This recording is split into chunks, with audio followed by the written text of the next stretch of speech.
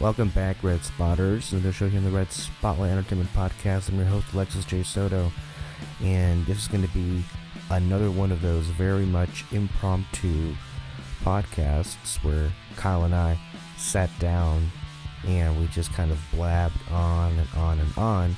And because it doesn't really have much of an actual intro, I didn't want to leave you guys so confused about what was going to happen. So this is a podcast that was recorded actually on December 30th, 2019.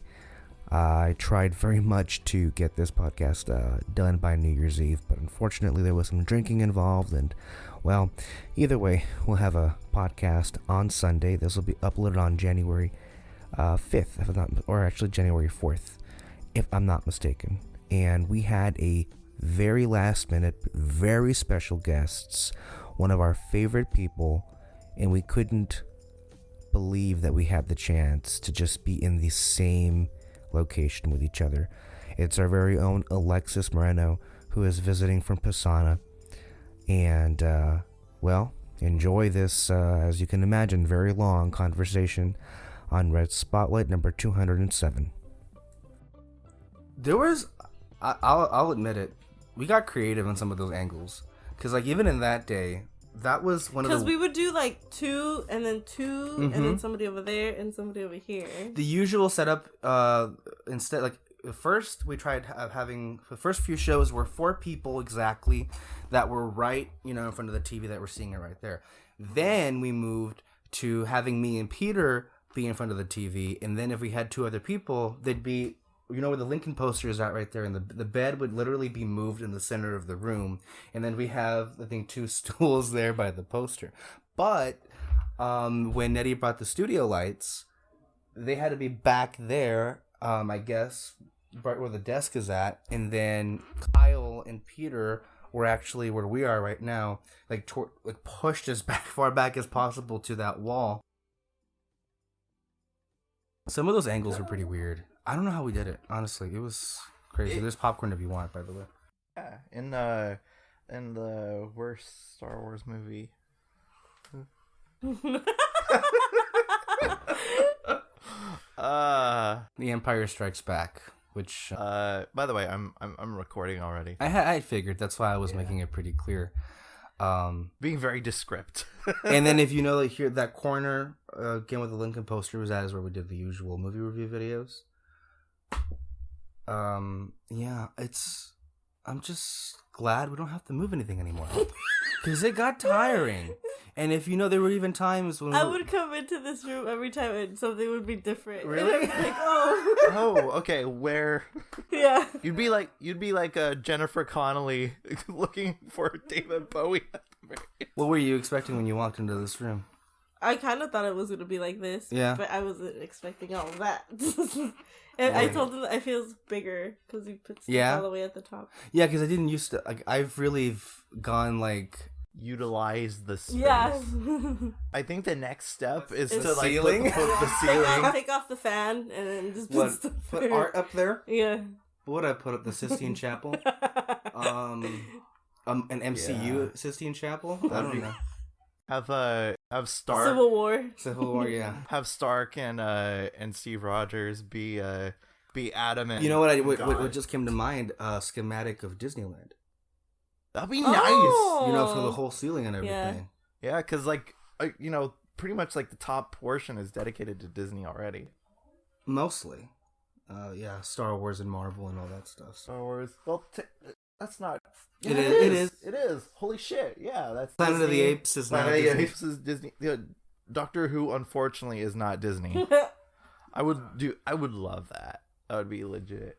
But yeah, right here, and then you have Marvel right there. I don't know what you have up there. It's just the more stuff I got, the more I've just. It's almost like a challenge at this point. It's like, what can I do to like you put still need more the bottom stuff? Space of the closet. Well, these weren't even here. No, they weren't. So it's just so much stuff. And then you moved a couple of posters around in their frames. It's just like, for me, it's kind of like a self-entertainment thing. Like, your John Lasseter's office, the Pixar office that he used to have, not anymore. Yeah. we're being heard, okay, right? Yeah. You're hearing it. Kyle has the headphones on. So he used to have so many toys and like stuff in his office and everything. And that's kind of like my main inspiration for all of this is like, if you notice, like there's a whole bunch of like Easter eggs, like for me, of what things mean. Like I have like my Starbucks apron back there. There is like this the stove. So for this the is like graduation. A life Easter egg. Yeah, I'll give you one. Here's a freebie. You see how you have Spider-Man and Deadpool next to each other? That's Homecoming and Deadpool 2. Mm-hmm. But if you see up there behind me, there is Far From Home and Deadpool 1 next to each other. This is how maddening I get when I'm so alone. Yep. Now I know why you don't go to bed until 5 a.m. in the morning. Yeah, exactly. Now I know what you're doing. Except this time I went to sleep at 6 in the morning. Oh, wow. And you? I think it was. Well, see, I'm an hour ahead. Yeah, so since you I went moved to sleep to. Oh, how's the jet lag? Well, she doesn't fly. She drives, right? Well, I mean, she must be flying in the car. How long is the drive? 4 hours. Oh, really? Essentially from here to LA. Mm-hmm. Really? It's not that bad. I would have figured it'd be longer than that. No. That's not bad at all. Mm-mm. That's like a usual drive to Disney, which you've done several times. But if you are going to go from Disney to where you live, then that's even longer. It's 7 hours. Are you planning on going? Yeah, next month. Okay, good. Just so you know, we're here if you want to take us sometime. I keep telling you guys, and you guys never set up a date. Okay, I'll set up a date in the near future. Maybe. I'm coming for a week. Well, we're both kind of working now, right? So maybe we can save up money now to actually go for a change, especially since Rise of the Resistance opens February, right? That was the first time where I was like, I gotta go, fucking go, because I haven't been to a Disney park since 2014. Oh my god, crazy. 2013. Okay, home base I've not been since 2013. Disney World in 2014, but a Disney park 2014. It counts. You know what's even crazier is that you haven't, I think, been in a Disney park. You can put that on over there if you don't want to. Oh, no, it's fine. You haven't been in a Disney park since we started podcasting together. That's how and long I've gone. Yeah, you've gone. You've gone. Like hell, you've gone. Yeah, I've gone too several times. I was there with Nettie and Eric last time. And I got to do Mission Breakout and the Incredicoaster, and I loved it. They were pretty great. Like I honestly, they really flipped the whole Tower of Terror thing. Like where it's like it's still scary, but it's now fun. Not that bad. Yeah. Fun and scary. For scary. Which is funny because like it's kind of more intense than it was before. I feel, isn't it? Just a tad bit more. Because before, like, more tense. It would be like you go all the way to the top and then drop and then go. But this time it's like it's more abrupt. It's like a what is that playground game? A teeter totter. Yeah, that. Yeah, it's like. I thought you were gonna say tater tot or something. Teeter tot. Teeter. Whatever it is, I don't know. That. Something with a T. Yeah. So we should plan a trip because we're both kind of working. Well, like I said, I don't know if it's gonna be. It's somewhere in between March and April. I'm gonna have a week off, and then me and David are gonna come down over here. So. And you're gonna go to Disney.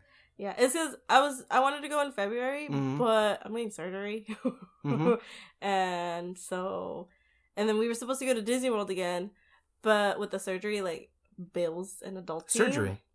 You said surgery? Yes. What surgery? I'm getting my tonsils taken off. Oh, shit. That's a big news. Yeah. That is big news. I guess you're going to be out of commission for a while on podcasting. It's actually a pretty simple procedure, though. Yeah. I've had them taken out. They say it takes like an hour. Yeah. Maybe less. What's happened? You got his tonsils removed twice. That's an obscure Grinch reference. Sorry. Oh. Yeah, because Jeffrey Tambor's character, he had his tonsils removed twice. Oh, I remember. Yeah. No, I've just been getting like this whole last year. I would get sick like every month. It'd be like a cold and it'd be like pretty bad. So like I would get sick one week, be fine the next, get sick again, and that's what it was like. That's not good. That's like you're being sick full time. Fuck, yeah. Maybe I need my tonsils removed. And like I'm No, it's just you, Kyle.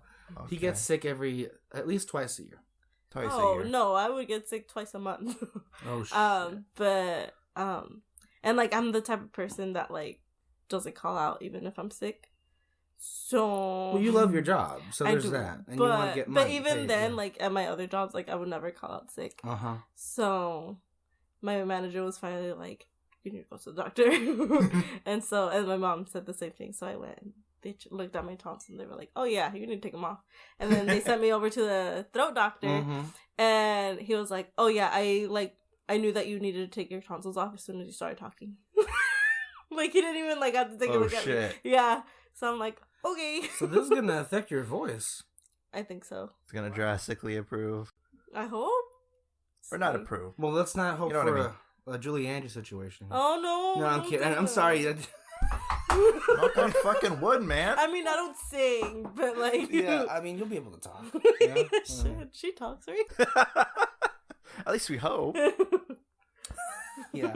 It's not a Stephen Hawking situation where she's using a robot. I mean, it'd make the show, I guess, a little interesting. So you Hello. I was just watching Agent Carter over at the house right now, and I'm gonna have to use like the stick things that they use. Hello. Yeah. Do you remember? Yeah, I'm just now realizing. Okay. We'd be doing the fantasy fair. I'd be like, "Hello, Alexis. How are you doing?" I can finally do the intro. Oh my god, that'll be throwback. The fucking Stephen Hawking intro. Hello, welcome, Wars. This is the podcast. Yo, there's this one Star Wars character. I mean, there's thousands of those. Like, that doesn't narrow it down for me. Thousands of battle droids. How are you doing? We haven't talked since the. Clearly, Last she Jedi. has to go into surgery. It's not great. I mean, there's that. But I had it before. You will not. Honestly, it's like the simplest operation in the world. You won't even feel it. I didn't feel anything. What I've heard is they knock you out clearly when they the them out. doctor said like, has anybody like told you anything? And I was like, all I know is I get ice cream, so I'm good.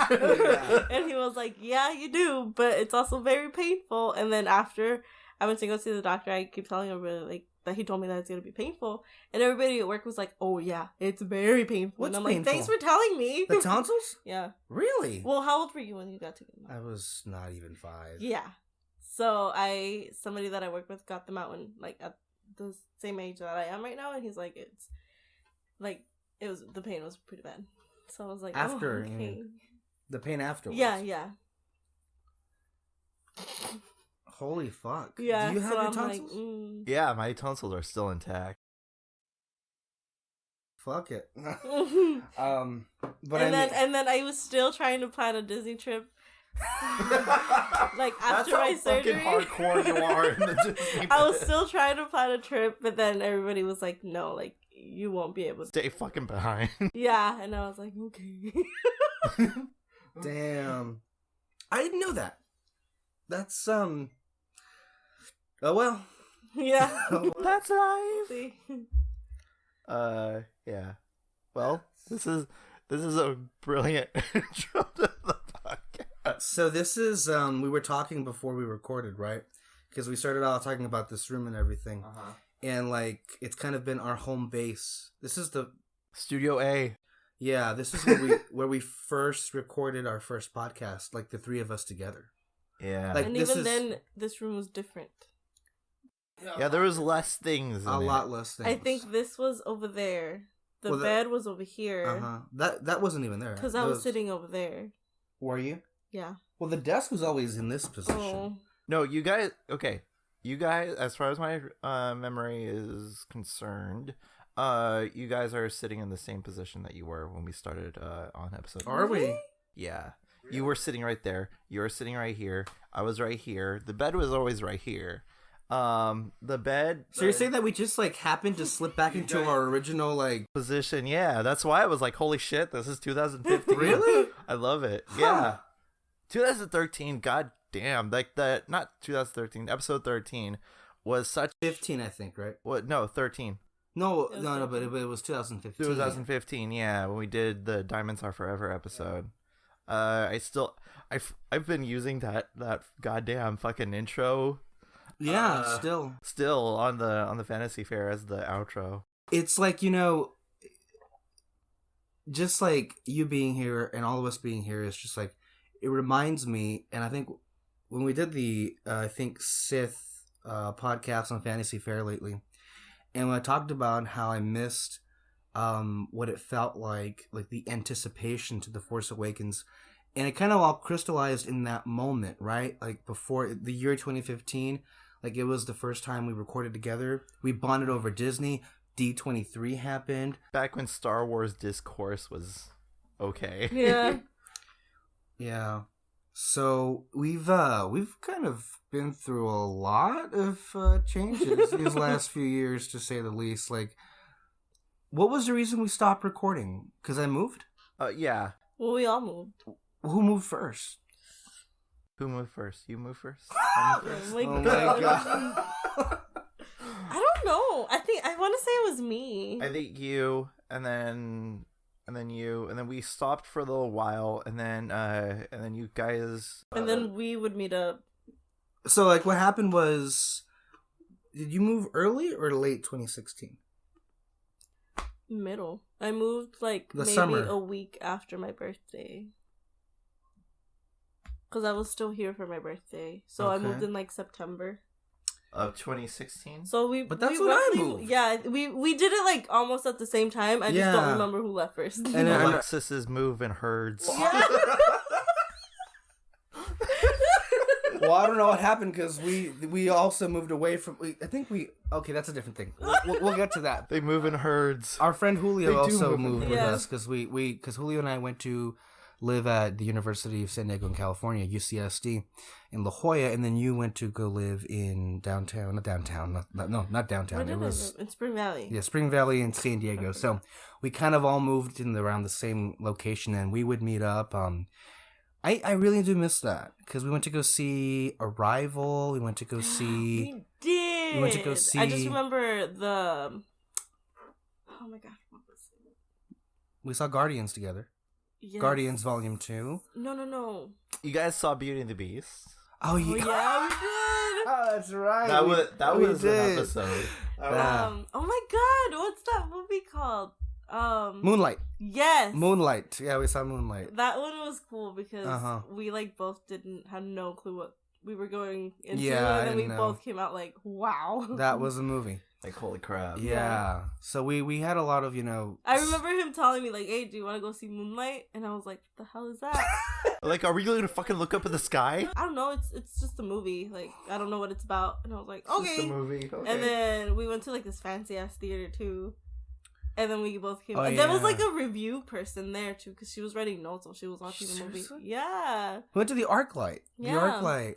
That's one of the theaters. It looks really fancy because you walk in there. It's a really luxurious lobby. Mhm. It has like a little gift shop Yeah. on the side, and then also a full bar with a Mhm. seating area. Oh, nice. In addition to the actual concessions. We fucking needed a bar when we went to go see Cats. Our theater here where we live in Tatooine. We live in Mos Eisley. We live in Mos Eisley on Tatooine. You live in Pisana or Jakku. I don't know, whatever it is. Gum and villainy. Our theaters here. It's so funny because, like, I always say this is that we pride ourselves on being 30 years behind everybody else. We don't serve alcohol in our theaters. We but just got a bar in ours. did you? And Congratulations! They remodeled it and they did like a reclining. But you have a chair Harkins theater, right? Is that Yes. the Harkins are really nice because there's also one in Yuma, and that's also another aspect is a lot of the theaters that are left are remodeling for Selective seating, and that's what we got with Rise of Skywalker. recliners, Yeah. with comfortable chairs because ours are not. Are we going to talk about Rise of Skywalker at all throughout the duration of this podcast? At some point it may pop up, but we're just kind of recapping our roads, right? So we would meet up in San Diego a lot, and then we did a few things with Nettie, I think. Maybe one or two things. We did I don't remember. Ashley was there, I think. It was a Halloween thing. We saw the Last Jedi trailer together. The day that the Last we Jedi. did. that. Oh yeah. Yeah. I remember. Yeah, you were at my place and we were doing some project with Nettie, and then the trailer dropped and we all saw it together and we were just like all of our minds were blown. Yeah. I loved it. yeah, man, I missed that time, and I missed just being over there. Mm-hmm. But then, like, I was finishing up, and then I left San Diego, And then I left. and then you left San Diego, conspicuously around the same time, Yeah. right? I'm For telling different you, reasons. The Alexis move in herds. Because I left in March, because I had a 10-week internship program in DC. I went to the swamp. I went to the capital of the swamp, and I was working there. Did you meet a donkey and a Cameron Diaz princess? No, unfortunately That's- not. damn. Apparently Trump was there one day. I wasn't there, so It's Shrek. Oh. oh, Shrek reference. Yeah. He does that still. Just so I mean, but you know, I mean, we've Except I explain it. we've kept in touch the entire time. It's just that we haven't been in the same like physical space in the like same ever. room. So I moved to DC. And then I moved in May.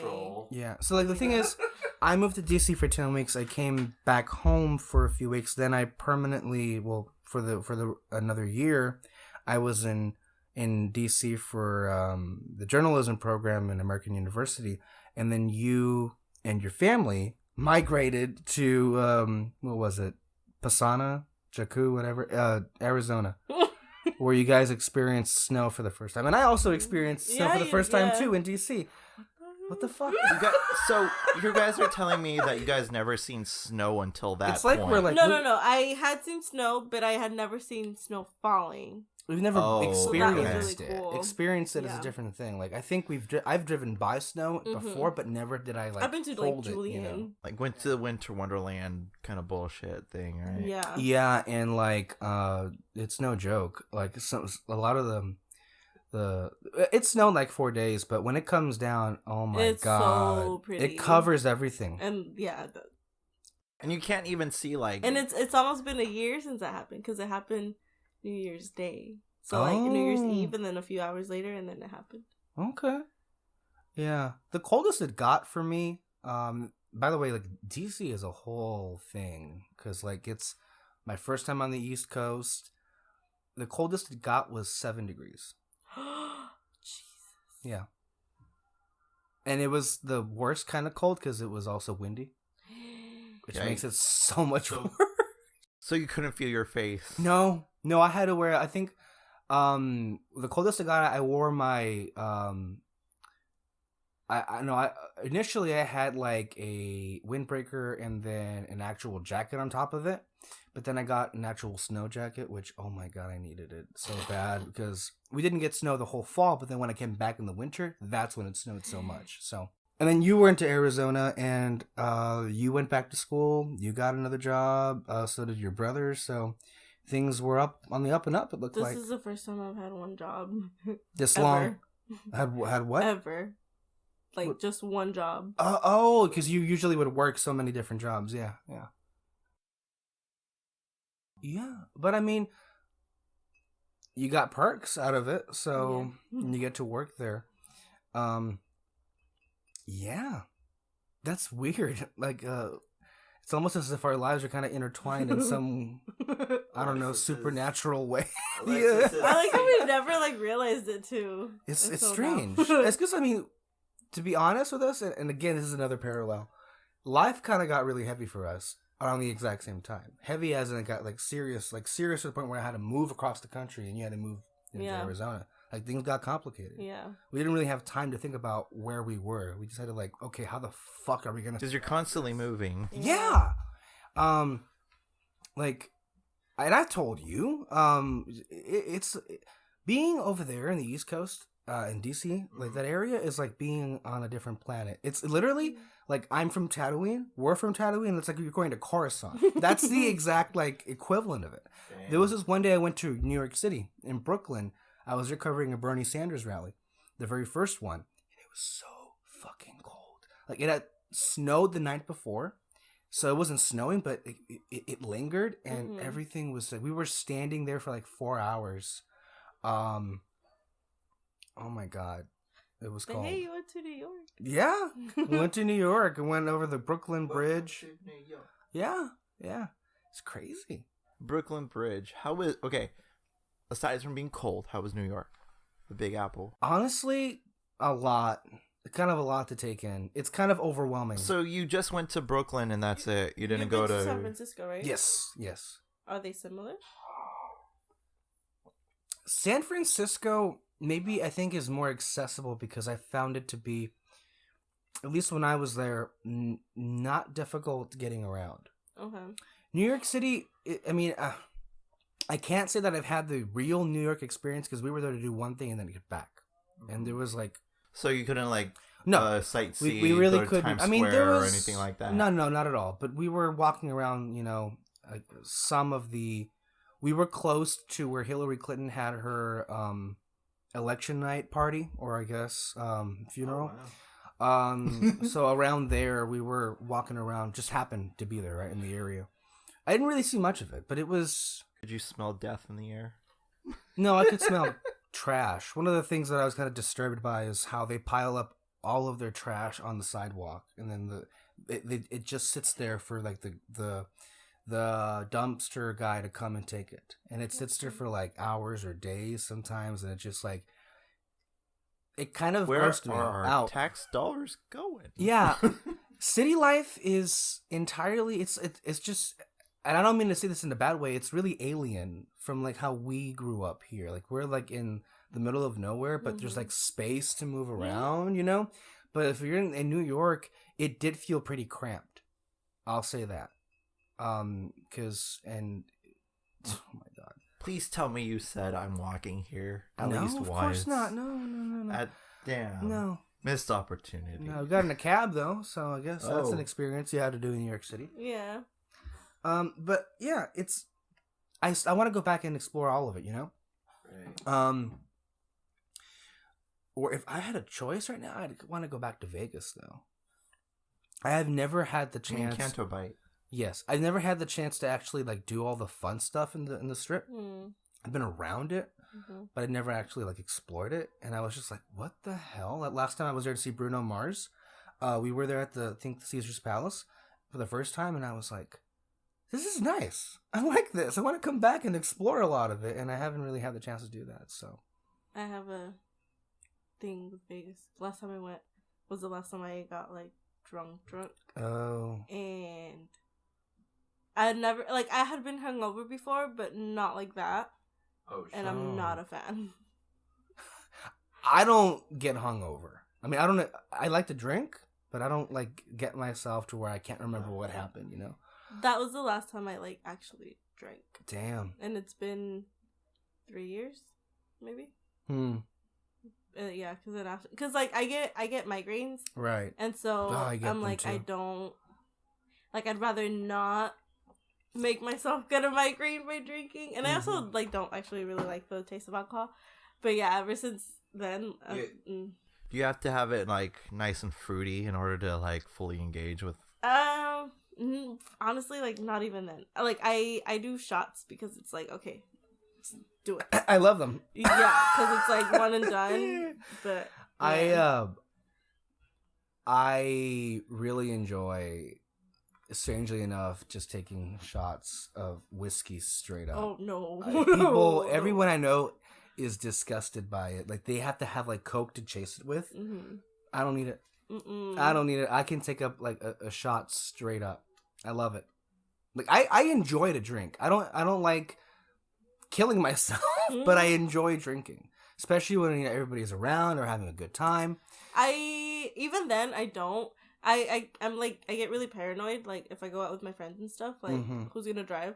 So once I see them drinking, I'm like, okay, like I don't need to do this. Okay. And I also kind of enjoy watching them get drink. Yeah, that's part of the fun. That's part of the fun. If you're not gonna, you know, I'm always the one to take care of them.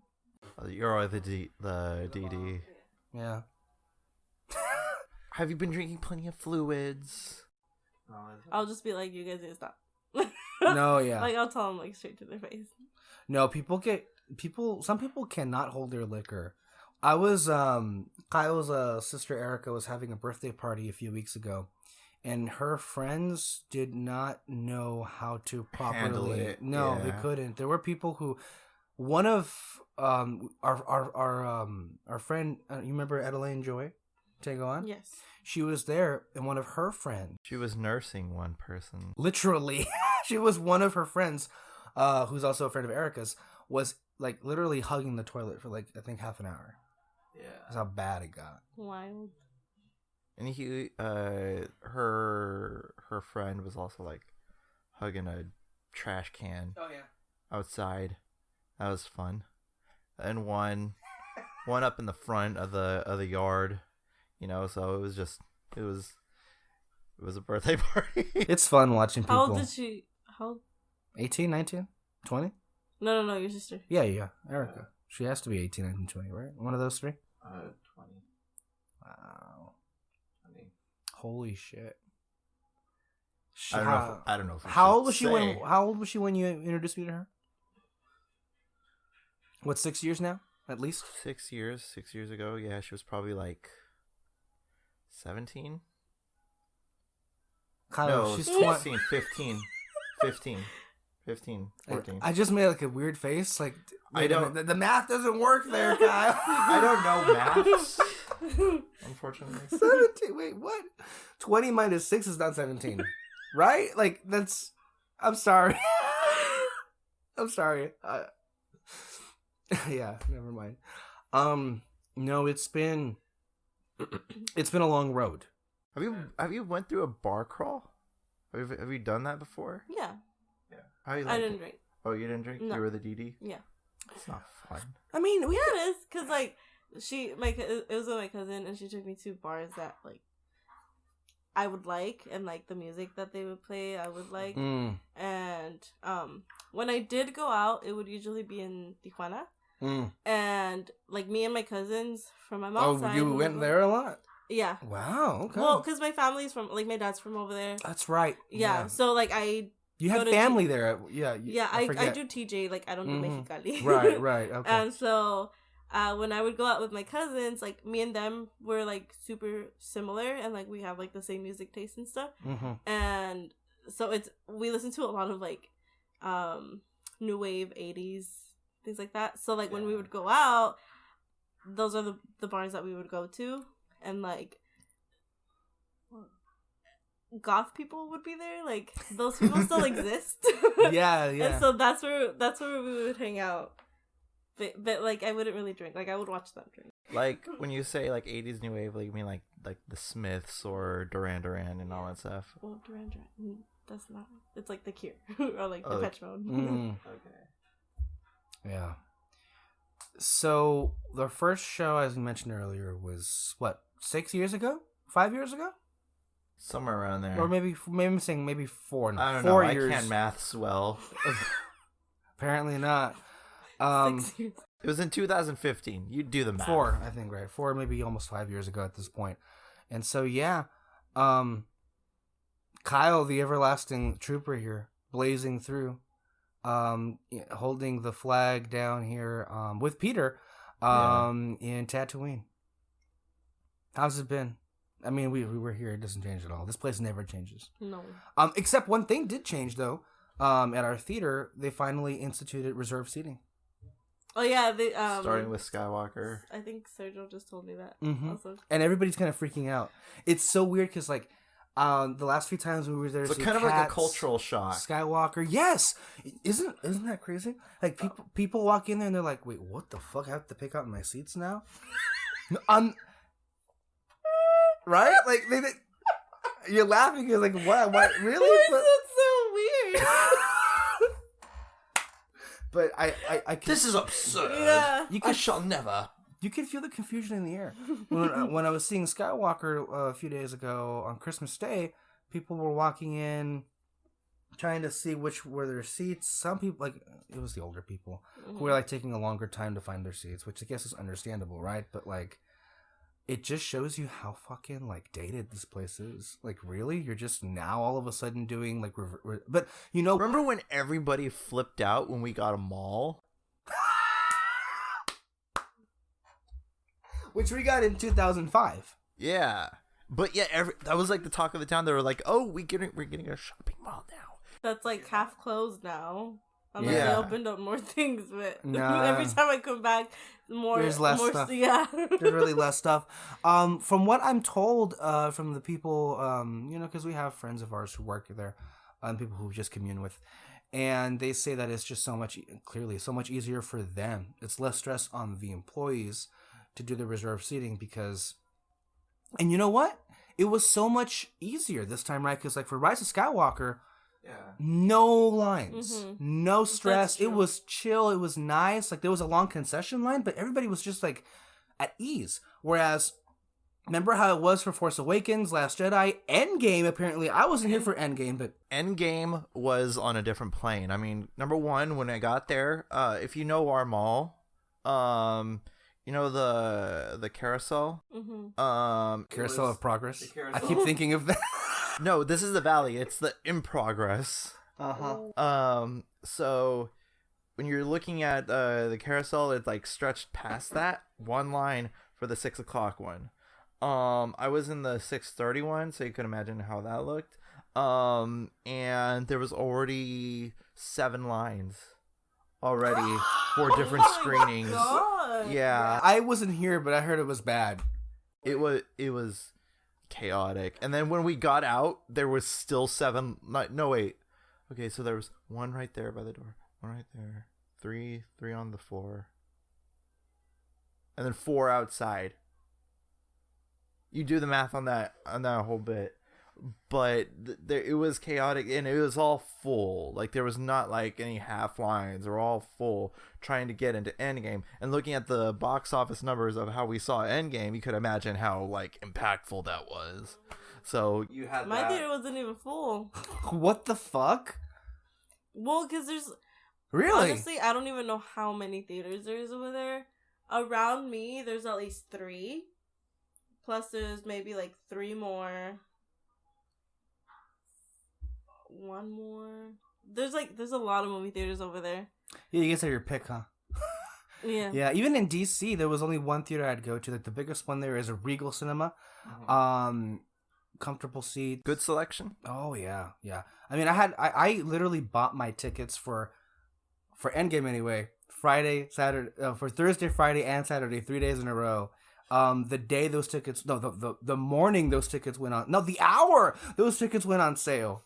I got those because I knew they were gonna, and they sold out. And when I got there, I was just overwhelmed because it's in this mall complex on the 3rd floor. And it was jam packed for that.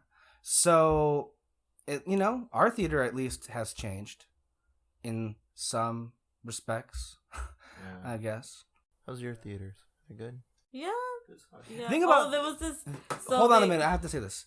They have a better selection than we're used to here. Now, there's a couple of things I want to say about that. First and foremost, I don't know what's happening lately, but our Cinemark theater has lately been having more and more of a selection. They're playing Little Women, Uncut Gems. We got to see Jojo Rabbit here. We didn't think I that was was gonna surprised come. we got Jojo Rabbit. Yeah. And when Peter said we're watching Jojo Rabbit, it's the screening is this time here in Cinemark, we booked it. We were like, fuck yeah, we're gonna watch it right there. And we did a double feature as well, Jojo Rabbit and Knives Out. Knives Out's already out of the theater.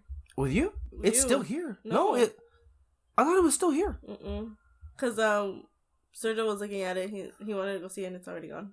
Ah, shit. Oh my god, really? I'm like, But it's making money though. That's making money Maybe not here. It made 100 million. for an original movie. That's great. Yeah. Wow. Oh, But anyway, the thing is, your Harkins theater, the Harkins name has a wonderful selection of I think you guys get all of them, right? Basically. Yeah, I think David, maybe yesterday went to go see Little Woman. Yeah, Little Women, yeah. Which we're getting that too, and he loved it. He Oh, said really? He said it was Man, one of his favorite Said he movies of was the gonna year. wait for me, but he didn't. It's fine. No, I told him to go see it because I told him he should take you to go see Cats. Because it's not a good movie, but it's such a great time in the movie theater, 'cause it's I crazy. love it. He loves it. I absolutely adore it. It's probably gonna wind up in my top 10 of the year. Hey, you could love a movie like any shape or form, and and it'll still make it into the top 10, no matter what kind of, I love it, warts and all. The choices that they make, the graphics is absurd with how it looks with the CG fur and all that, and it's just disaster. It's beautiful, it's art, and it's some people left the screening when we were there. Yeah, they walked out. It was hilarious. Oh my god. It's happening all over the country from what I understand. And they're right now as we speak, they're taking in a $100 million loss from the movie. Yep. Mm-hmm. That's how bad it's doing. So everyone, right now, you have my public endorsement of Cats. Go see it while it's still in theaters. That way more movies like this can come out. So, how you been with this past month after that movie whose name should not be mentioned? I still can't stop talking about it. Thinking or talking about it? Both. Oh shit, okay. Because at work, people didn't see it the day that it came out. They, were waiting a little bit to watch it because they were, waiting for other people. Mm-hmm. And so every time I knew somebody that didn't watched it, I would talk to them about it. And you'll get more frustrated as it goes on. Yes. Okay, what is it specifically that doesn't work for you on Rise of Skywalker? Or is it just everything? I just get sad. Okay. I get sad because Well, like Peter says that this is pretty much recorded therapy. So let the therapy session begin. it's just the decisions that were made in this movie for this movie are wild. And it just could have been so much better. It literally anything could have been better than what we got. Yes. It the tremendous disservice that they did with Rey and Kelly Marie Tran and Rose Tico is just, it's disheartening. They did Ben Solo dirty. They did everybody dirty in this movie, it feels like. I love Kylo Ren in this movie, though. I don't think that his ending is the correct ending. I agree with you. But his story within all the three movies is my favorite one, and it's the best one. Mm-hmm. But still. I've just kind of gotten to the point where I'm exhausted. Not only talking about this, thinking about this, but Peter had me read an interview with Chris Terrio, and I couldn't get through it because I'm just sick of it. I really am, about the process of making this movie. I did an After Dark. I did 2 podcasts with Peter and your brother. I'm kind of, but there's still more to say about how bad it was. There is. That's just kind of how it is. You haven't had a chance to do it yet since After Dark. We're planning a Fantasy Fair episode in the coming year where you can do a full breakdown of this movie. But it's amazing how kind of our main group of people here on Red Spotlight, Fantasy Fair, none of us really liked it all that much. No. Or at all. There are aspects we can like about it, but as a whole, not even David was yeah, I like. No, he was his assessment was it was just disappointing. I mean, initially I came out of the movie enjoying it and liking it, due to the fact that it was kind of like a greatest hits album of Star Wars, and I like that, I like the fact that it does, it brought everything. The thing is, we're all Star Wars bitches. It'll work on us. I can watch it again, which I did. I saw it twice. We all saw it, I think. Well, you haven't seen it twice. I haven't seen it twice. I haven't gone back to it. I can do that. I can rewatch it. Yeah. Like Han Solo or the Solo movie. I can't rewatch that. I fell asleep. Same. But it just makes me so sad. What Solo? What's that? I don't know. Yeah. What's Solo? That movie is just boring. It's a movie? Apparently, it's a movie. Yeah. It's just people don't understand usually how these movies go on a range. Usually, I joke anyway. How do you rate it on a range from Alexis Moreno to Peter Martinez? Because usually, like, you guys are on like the extreme opposites of what any given movie would be. Usually speaking, right? It's between I liked it or I hate it. Yeah, and what I found is certain movies come around where universally we come together and like a lot. I think of Hereditary. I think of Knives Out. Movies that we Hereditary shocked me. Like, I knew there was going to be one movie that would, like, kind of unify us, like, of last year, but I had no idea that it was going to be Hereditary. Yeah. Because of you. Why? What happened? I didn't think you were going to like that movie. Really? Me neither, actually. I didn't think I would, but then I watched it and I was like, okay, this... so scary. Like, yeah. I had nightmares from this movie. Holy shit. And, like, so when we went to go watch it, so the thing about, like, where the place that I live, there's no street lights. Holy shit. Oh my god. Describe what just happened. I'm sorry. Alexis just pulled out the Blu-ray of Hereditary and she shrieked. Oh my god. I'm sorry. This is a preview of what would happen when my brother would show me the Phantom Menace movie, and just the Godzilla movie, and the dinosaurs movie. What's with you and the freaking eyes? Oh no! I'll put this away then. I'm sorry. Holy shit! I'm sorry. I didn't know that. I didn't expect that to happen. I really didn't. Good job. You probably gave her secondhand PTSD. But the thing about the point that I was making is, Rise of Skywalker is... The point I was making, I was trying to scare the shit out of her. It's that movie where we all kind of unified against it seems. I said this to Peter. It's like, I knew exactly. We all kind of knew what was going to happen with the major decisions. I had very low expectations for what I think the best case scenario of this movie could have been, and it couldn't even meet those expectations. Because, like, the more I think about the movie, I think you think this too as well as you, the less I like it. The less about it I like. The more things there are to really not like at all. The more things don't make sense. Nothing makes sense, really, when you think about it. Like, I said this to David last night. I don't even know what the Sith are anymore. What was that? How is Sith? I like, honestly, with that movie, like, for example, like Finn, he could have had a moment, because, like, the concept of Janna is interesting, having a former stormtrooper. But here's the thing, I think that you could have tied that in with Finn's character. Like, word got around that Finn got defuncted from the stormtroopers, and that word traveled around, kind of like what Luke Skywalker did, and inspired a whole new generation of resistance fighters, and I think that, Finn's word of, like, Finn's legacy of different stormtroopers, and I think it would have been cool if a bunch of ex-stormtroopers were fighting against the Sith troopers. I think that would have been fascinating and made a Janna a more, like, important figurehead of, like, gathering all these ex-stormtroopers because of, Finn's influence. I know people don't like the whole, like, setting things up in movies for future projects. But this is an ending.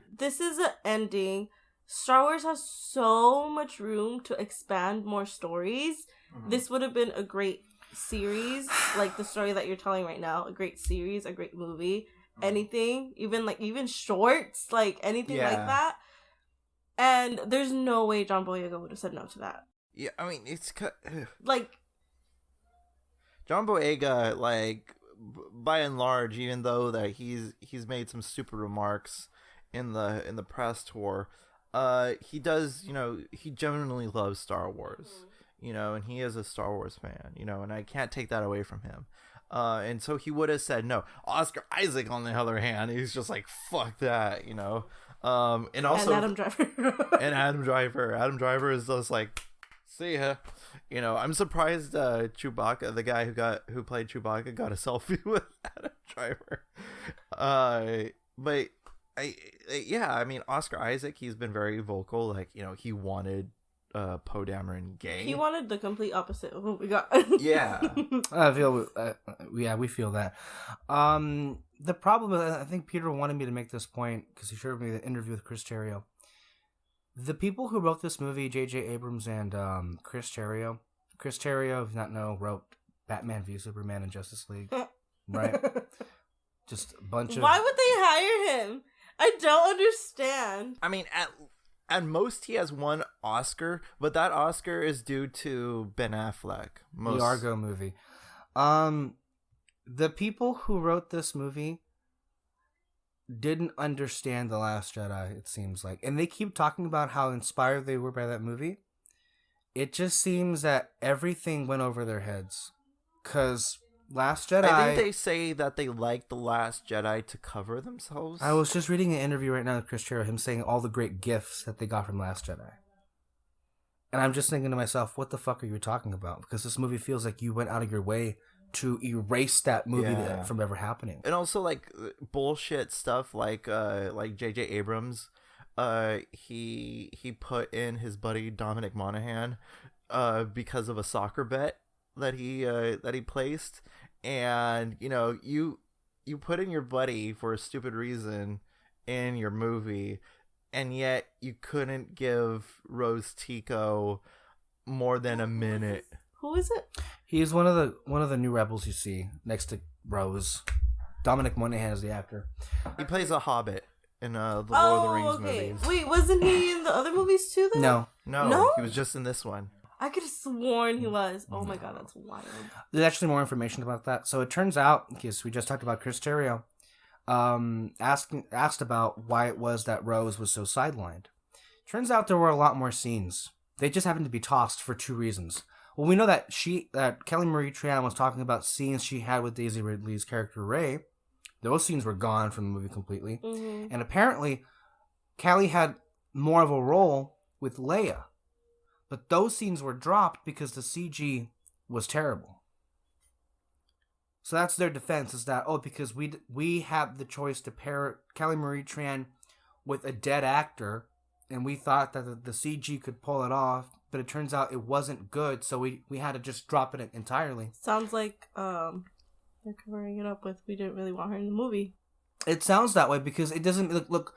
I don't understand how you don't at the very least see coming how people would react to it when you know how Kelly Marie Tran has been terrorized by a lot of the toxic fans. And this pretty much gave him she got 76 seconds of screen time. That's bullshit. 76 seconds of screen time. And she was such a huge... They even have a scene where they literally just say, "Hey, Rose, you want to come?" "No, I'm okay." And you know what? The thing is that they could have, built on that relationship from what they got from Last Jedi and, moved that forward and, had, kind of, the Han Solo Leia thing going on. I would... Honestly, I don't even think that would have been fine. I think I told you, she seemed more... of a confident person in this movie, even from what we got. Well, because in the journey of the last movie, and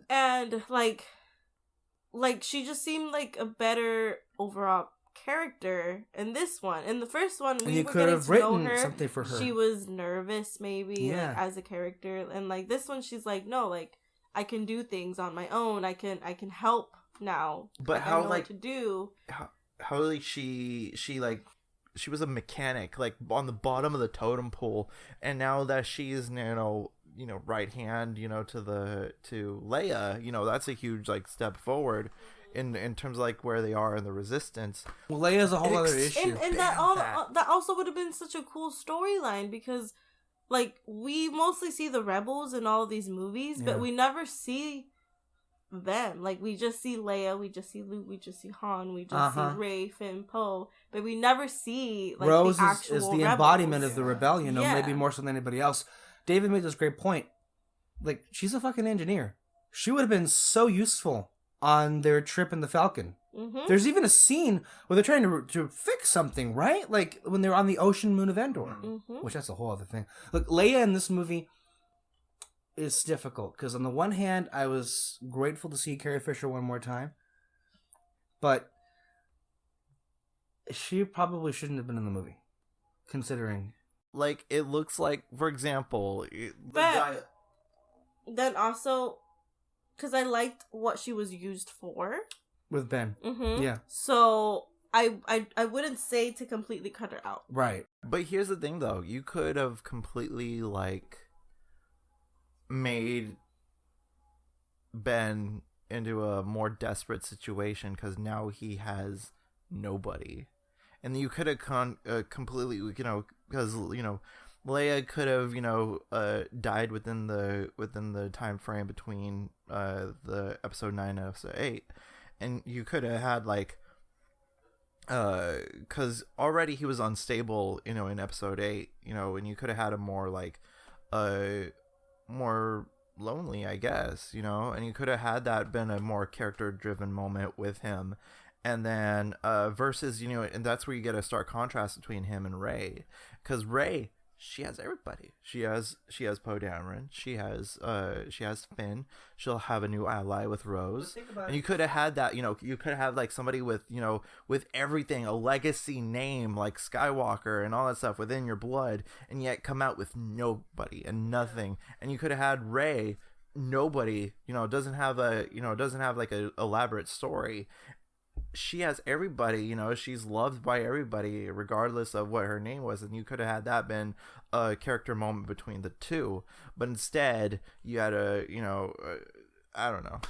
Palpatine. A lot Palpatine. Fuck me. God damn. That fucks me up. Sorry. A lot of things get so much more interesting if you open the movie with her dead, because you start off, if she's dead, Kylo Ren is entirely unstable more than he's ever been before. Rey lost yet another father-mother figure. They could have had a relationship. In between, she could have been training her, and she lost another master, and she again go into that situation. Poe would have lost his hero and a mother, basically, and his whole story would have been leading the rebellion. So many things get more interesting. Yeah, and like Poe, like if Leia dies, he's pretty much up. Like his story arc, Poe's story arc of like him taking charge and kind of failing. If that would have been more of the story of his story. I mean, his eventual arc should have been him replacing Leia, which is what this movie did, but not in an interesting way, I think. At least it would have been. It did it in like 2 seconds. Like, you're general now. Congratulations. Oh, by the way, Finn, you're also a general. Yeah. I think, like, Poe Dameron, he should have been, like, with the death of Leia, like, that would have been a huge impact of Carrie Fisher's legacy. Just having her death mean something in this world, but instead she had to be inserted in the thing just to have, like, the closure of what J.J. Abrams didn't get to have with his other movies. I also liked what you said. I think it was you. I think it was like when we were talking on the phone. About giving Carrie Fisher's daughter more of a role in this Billy movie. Lord, yeah. If you needed a character to have been her right hand in this movie, don't pick Rose, pick Billy Lord. That's her daughter. And have Rose go on the adventure with the three. And I think that would have been a lot more interesting. It's just also question. They definitely used her as the body double for Leia. Yeah. The fascinating aspect, and I think the endlessly frustrating aspect about this movie is that, like, out of all the fan service that should have been done, that's the one that should have been done. Which one? Billy Lord. Oh, okay. Jesus. Rian Johnson did everything from the largest to the smallest details, from story to directing to visuals, just to the cast, what characters to give more of dialogue. Even John Williams was on fucking fire. On every level, Rian Johnson's work. That scene in the beginning with Kylo Ren, where he's like doing the whole his rounds. Yeah. Oh man, the score in that part was so good. There were moments in this movie that I think he was saying that The Last Jedi though was much better, the music overall. But in this one, that was good. In that scene, so many things happened that no one realized. That's the planet Mustafar. He was near Darth Vader's castle. Those people he killed were Darth Vader cultists. So much shit in there already. That Wayfinder looks like a holocron. Why would you couldn't even design that differently? Yeah. Come on. You see, this is where I think that JJ fucking Abrams. Peter has never been so right. He's the most unoriginal person ever born. Everything has to be the exact same thing. Even the locations. Peter went on this fucking rant about everything. We have to have a desert planet, a fucking snow planet, like a forest, jungle. Every fucking rebel base is on a jungle planet. You think that the First Order wouldn't realize, hey, just blow up all the jungle planets and we would get rid of them? Like, oh my fucking god. It gets so aggravating when you think about how many things were ripped off. I was watching Empire last night. You know when Han Solo gets away and Boba Fett follows him? That exact same thing happens in this movie when they get away on Ochi's ship, and then you have the Knights of Ren who do fucking nothing in this movie but just stand there. Oh, L-Rip. The thing, okay. I honestly don't hate the movie, but when I talk about it, I get angry. Yeah, me too.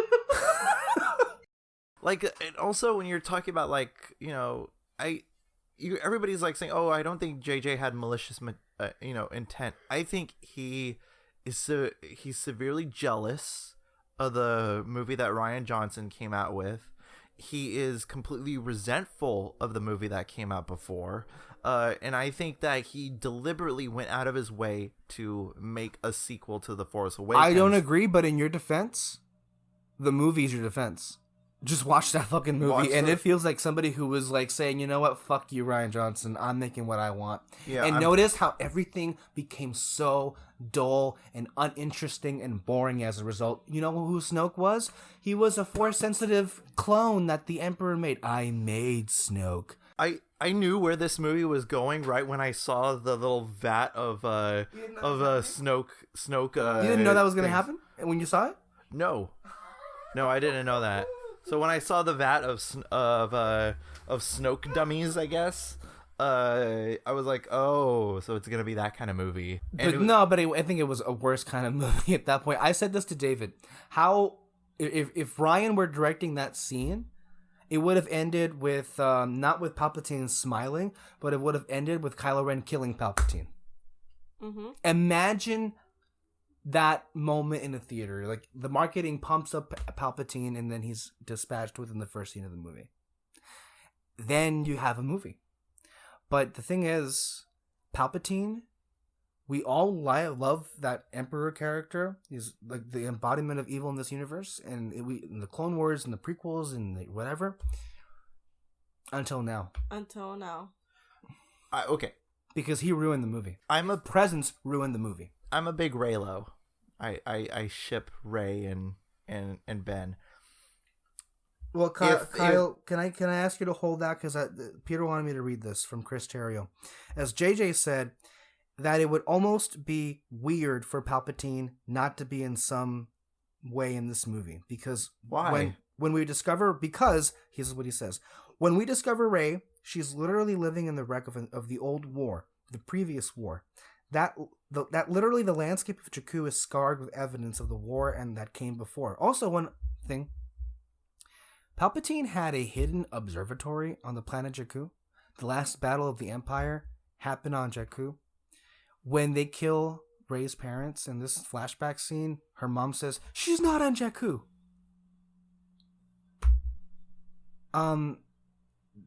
That sounds like she's saying, if you weren't stupid, oh, so you took her to Jakku, okay, you're dead, let's go get her on Jakku. Like, how stupid are you? Like, it doesn't, like, you see what I'm saying here? Like, Palpatine already had an established connection on Jakku. Mm-hmm. Her parents say before they're killed, she's not on Jakku. That's like me saying, Trump's not in DC.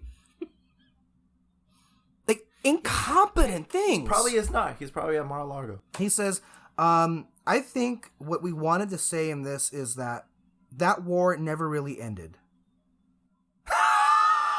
Okay, I'm reading this for the first time. He says, yes, there was the victory of the greatest generation, the revolutionary generation, and that was a real victory, and balance was achieved for a time.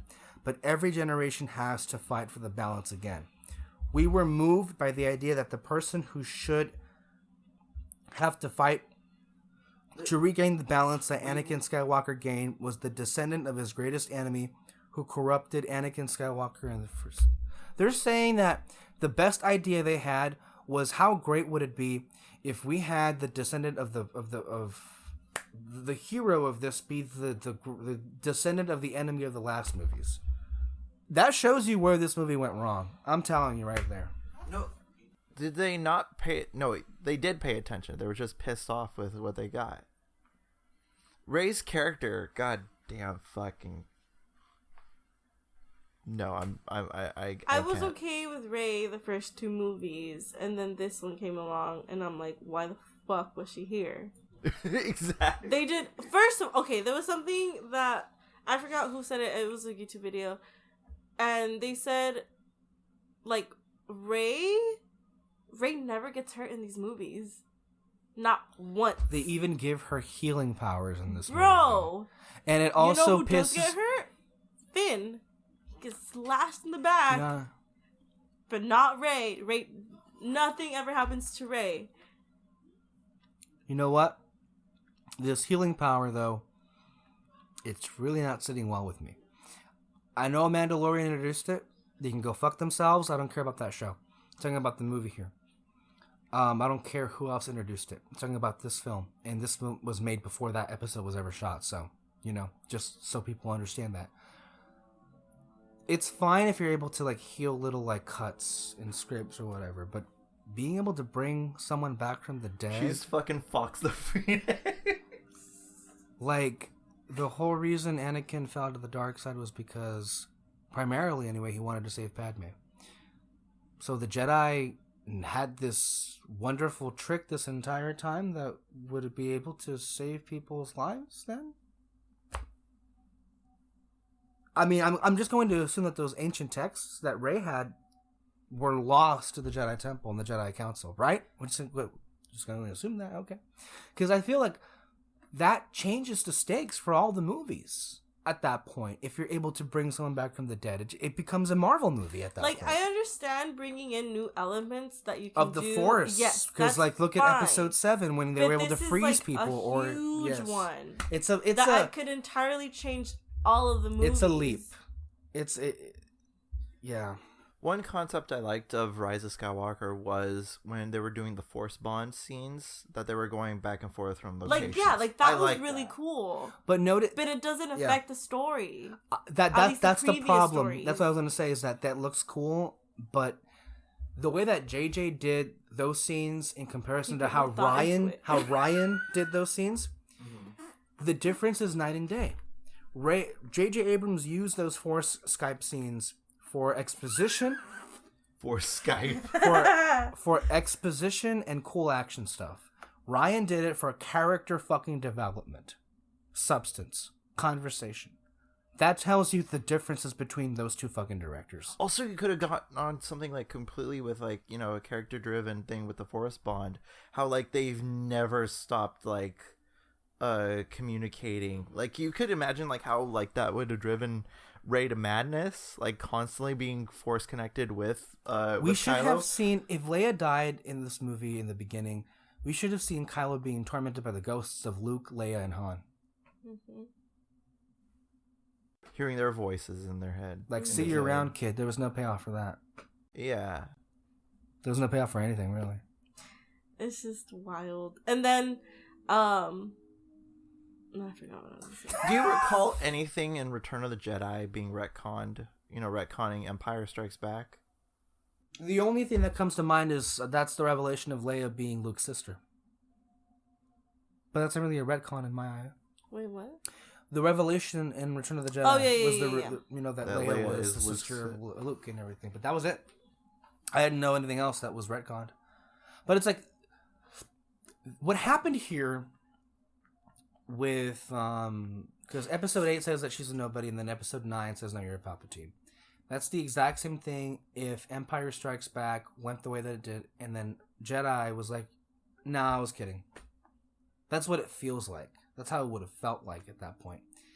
And you just have to ask yourself, if you're Kathleen Kennedy, and if you're the person who's responsible for, at the very least, the continuity of these movies, it doesn't occur to you how that seems like you're kind of crapping on the previous movie that you yourself also helped to produce? Well, that you're fucking with things that came before? I read something that she supposedly had all these movies planned out, and when it got complicated was when Kylo killed Snoke, that she didn't really know what to do with him after that. But it's like, bro, You could have gone Oh my so God. many different ways Oh my after God. Snoke died. that in like fact- that moment was so cool to me, because it's like, oh shit, you don't know what the fuck's gonna happen now. Now, yeah, that, you know, honestly, when Ryan killed off Snoke in that film, it opened up so many creative doors that you could have done. Because if you had had Snoke survive that and be the main antagonist in your third film, that would have been, creatively, constricting, but then you had to have, your main bad guy and all that stuff. When you had him right there, his name was Kylo Ren, you could have had him some unhinged, boy. And you could have still done like him getting his redemption and have him still be the main bad guy. Like, it would have worked. It would have been really cool to see that. But no. Didn't It's just happen. how the Emperor says, you will pay for your lack of vision. And honestly, like, the reason why Kylo Ren, or whatever, this character was so cool in this movie was because of Adam Driver. And in like 2 seconds, he flipped over to Ben Solo, and God, he Ben didn't even speak. He didn't even speak, and it was the best acting in the whole freaking movie. Right.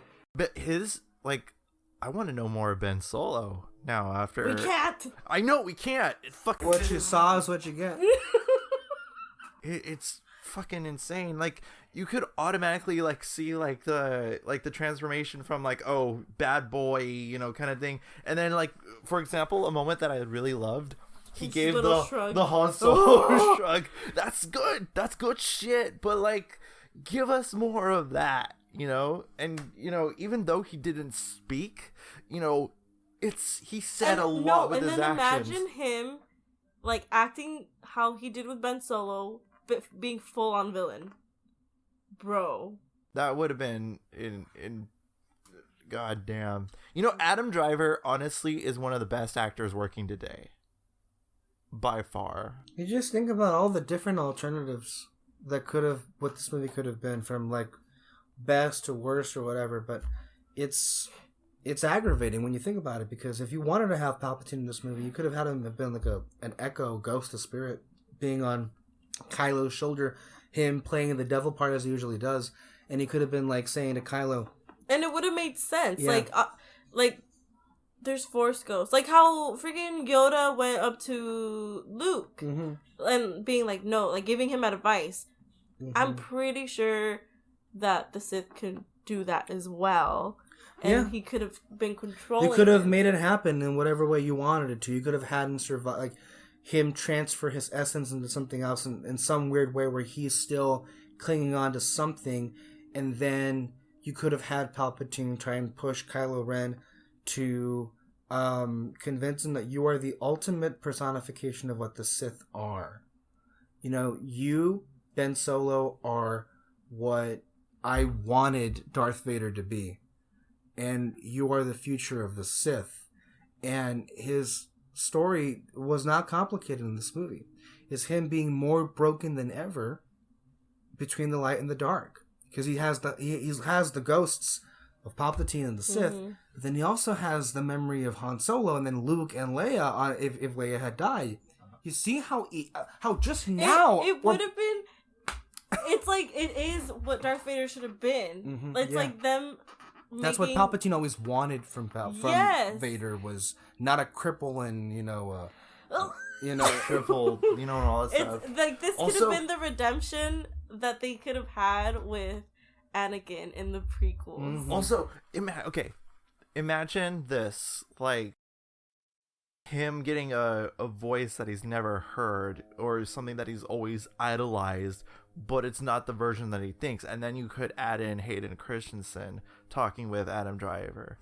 I think that would have been perfect. The fact that he wasn't in this movie, I feel bad for him. In quotes. Because he was technically in this movie.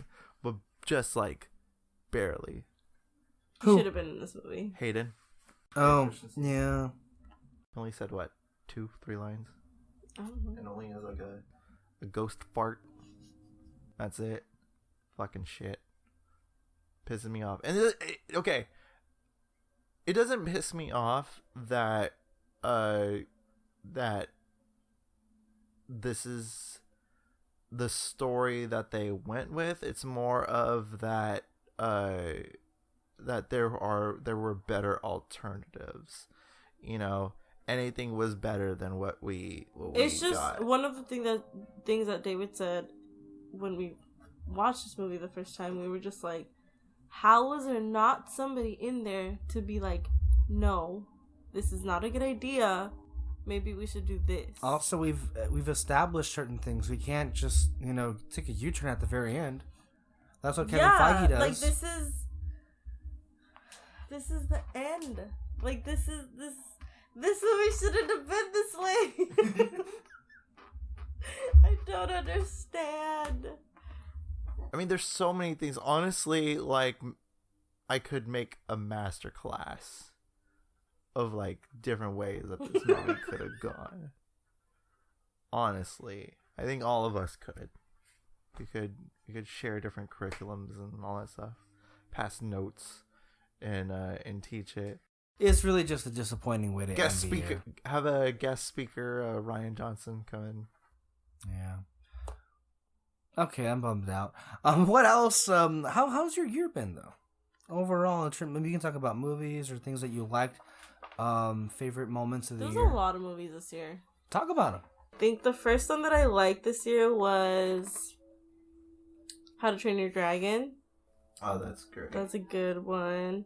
And then Shazam. Endgame. What's that one with the two girls? Booksmart? Booksmart was a good one. Excellent. I love Brightburn. Mm-hmm. Toy Story. Kind of iffy. And then I don't think I liked a movie again until maybe probably Jojo Rabbit and Knives Out and then Frozen. Did you see Marriage Story? Yeah, I saw it after that. Okay, a question for both of you guys. What is it about the movie that's driving everybody fucking bananas? No. I mean, people are shit, so. Because a lot of people are pissed with the movie for that 2-minute scene is being memed about everywhere. I texted you guys. I was like, was this a bad movie? Like, why is everybody talking about it so negatively? I liked it. It's a great film. Everybody here liked it, I think. Yeah. I don't get it. I really don't. And, yeah. Oh, have you guys seen The Report? No. Not yet. How was that? It's a good one. How's our boy? Good. Oh, man. It's really good. I love Knives Out. Yeah. Knives Out, my God, probably one of the best of the decade. I'm gonna go out on a limb and say that. I dig the living shit out of that movie. I mean, it had me at Ryan Johnson and Daniel Craig. Let's be honest. It had me at them too, so I was just like. Also, Plumber. Christopher Plummer. Yeah. He was great in that. Yeah. I mean, even though he was in the movie for what? But he was really good. The scene in the attic or whatever. Yeah. That was really good. His chemistry with Ana de Armas is really good. I mean, the whole... Oh, this one. I forgot about this one. John Wick. Yes. Yeah. That kicked ass. Major ass. So Joker. Happened. Did you see Joker? What? Oh, okay. Okay. It's okay. Okay. I have an even worse reaction. Don't like it. You don't like it? I really don't like it. No.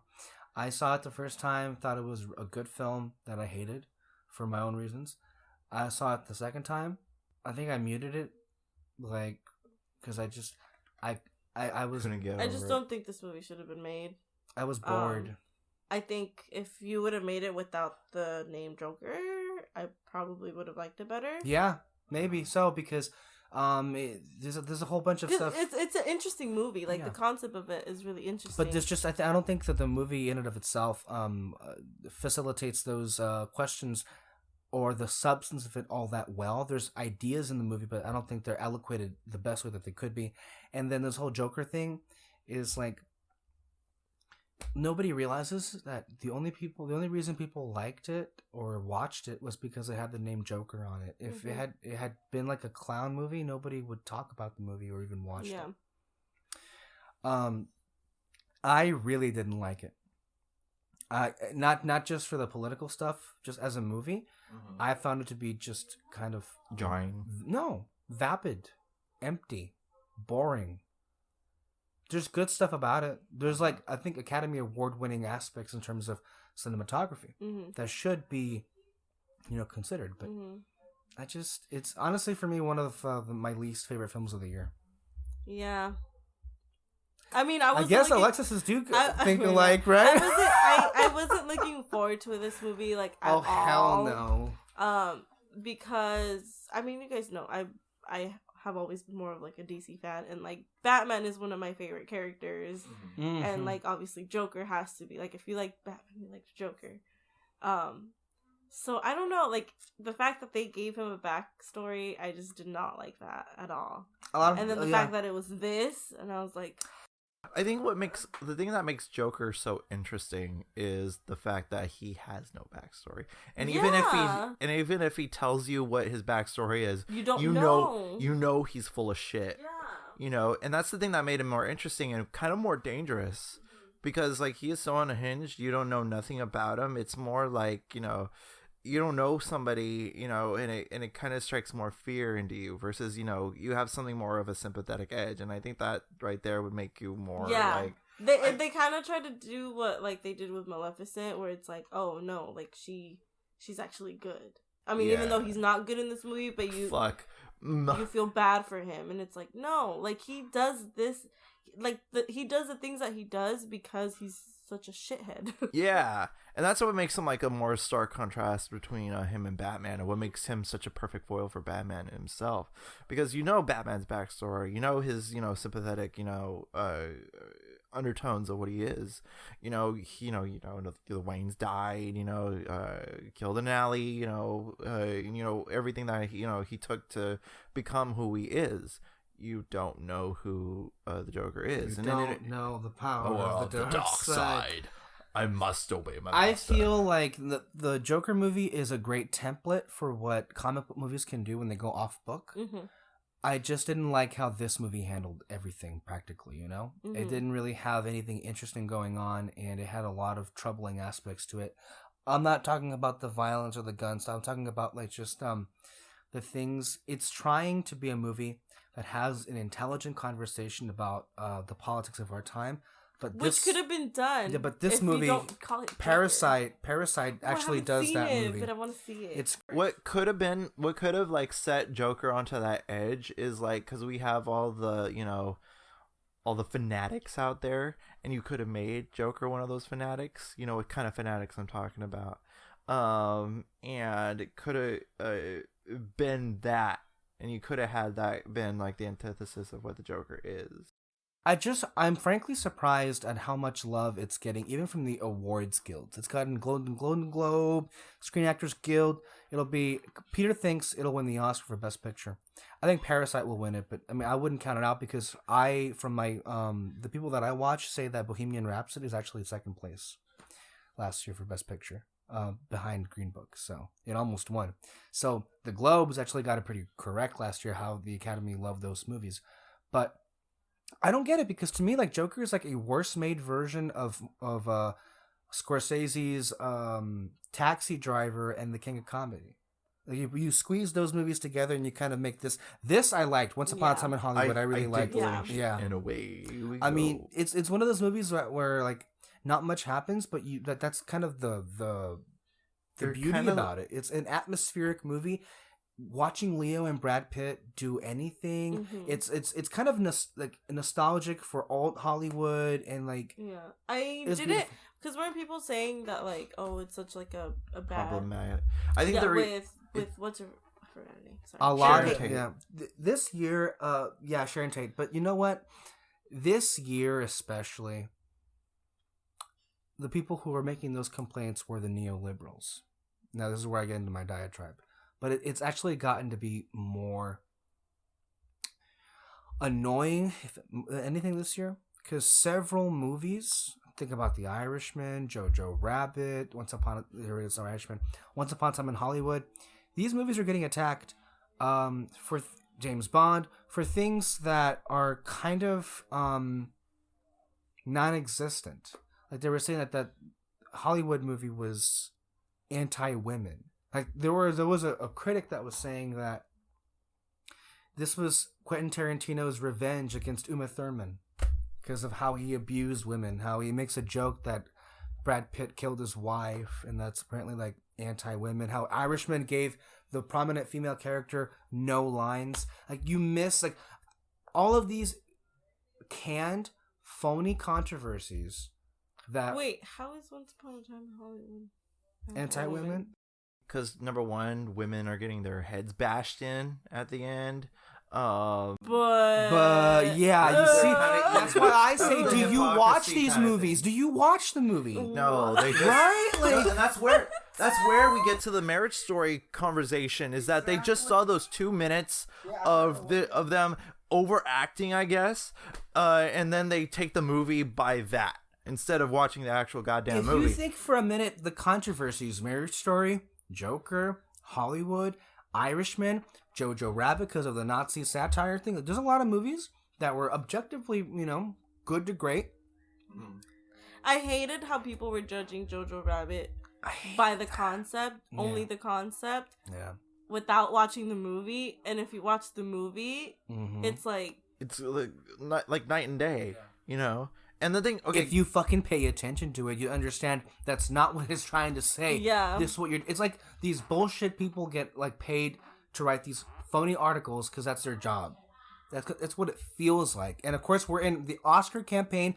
It's a very political process, and this stuff can come back because you have to think for a minute.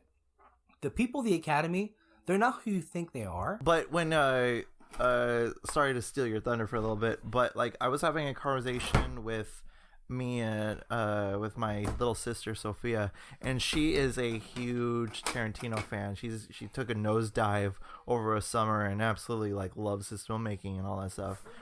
And when we were talking about like the ending and like everything that is that I didn't see that. Did you see that one? what is this? Dark Phoenix. I forgot this movie came out.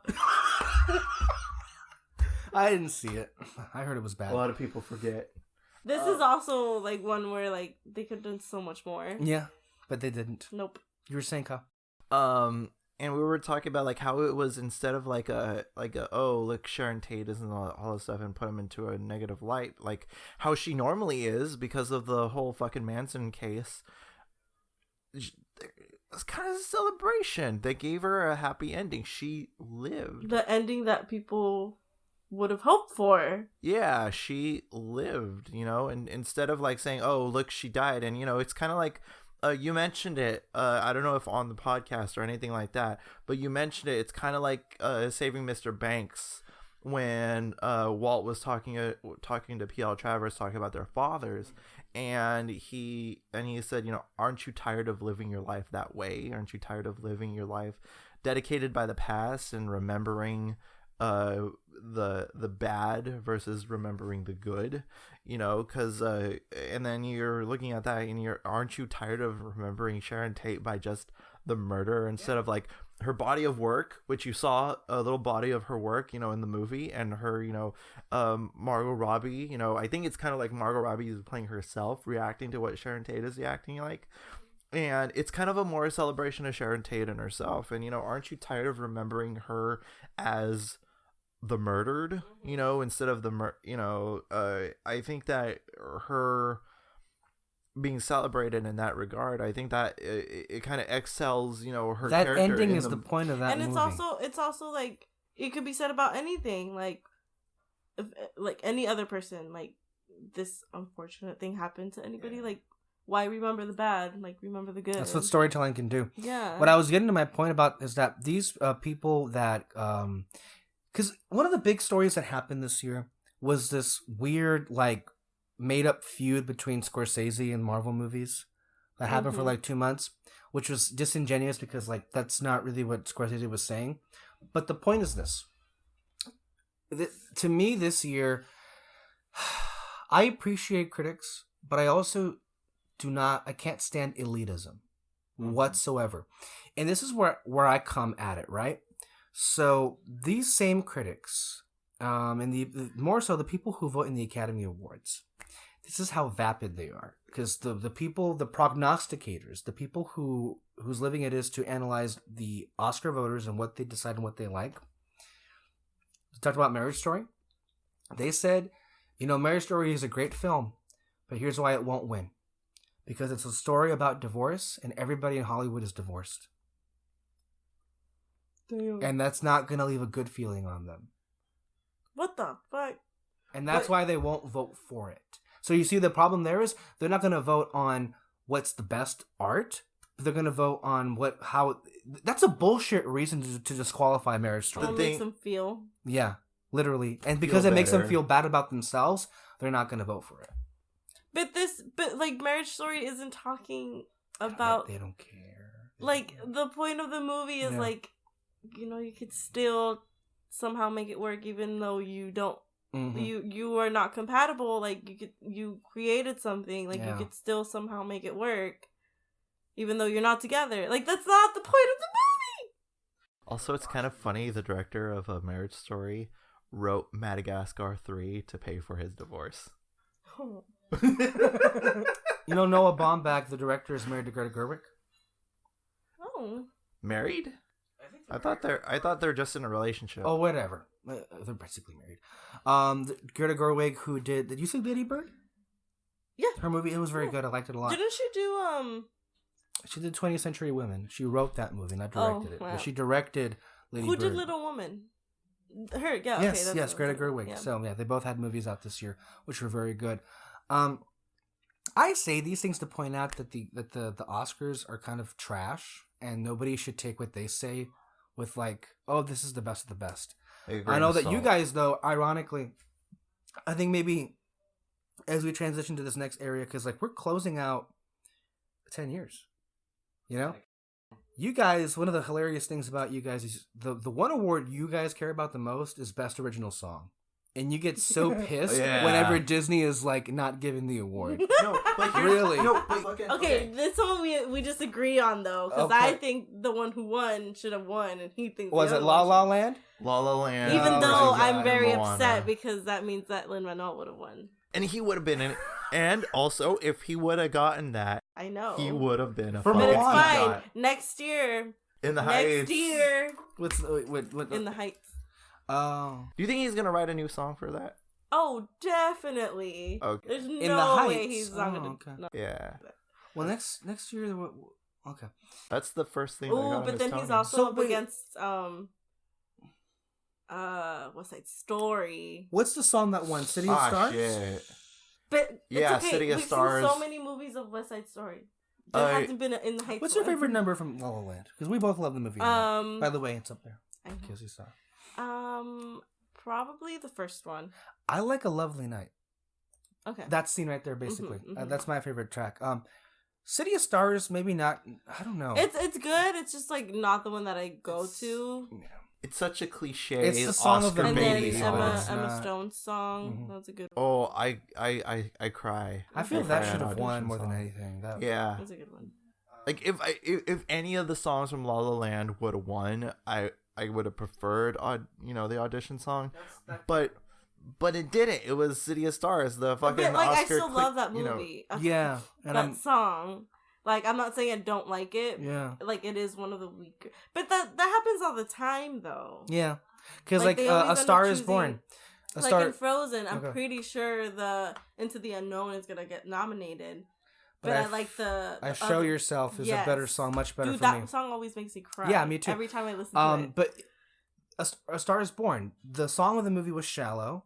That's I felt like for me when I was watching A Star Is Born, the moment that's like a made for Oscar winning moment was her singing I'll Never Love Again, which is a song that she also wrote, which was also I'm crying thinking about the movie. Sorry. Oh my god. I was playing Shallow a few weeks ago in the car, and he said to turn it off because he couldn't handle it.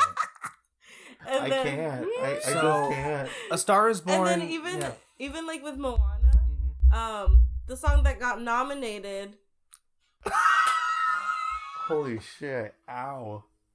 Oh, it You moved. okay? And then he was crying. You bumped into the fucking mic, and it was like, Oh God! He was I crying. thought he was crying. no, you bumped into that. I was like, ah, shit. Okay. I thought it was like your feelings were getting stronger. I was like, is this Rogue One again? Speaking of, I'm never gonna forget that. You know, in this decade, Rogue One, the end of Rogue One especially. Holy shit! And how it broke me in fucking two. Yeah, what you were gonna say about Moana? Yeah, that song, the song that got nominated, I think is a weaker one. The How Far I'll Go? Yeah. Which is the one that you wanted to get nominated? I wanted the coconut one. Consider the coconut. Okay. Consider the trees. Okay. But Let It Go did win that year in 2013. I'm trying to think of other songs that I liked that didn't, come close to winning.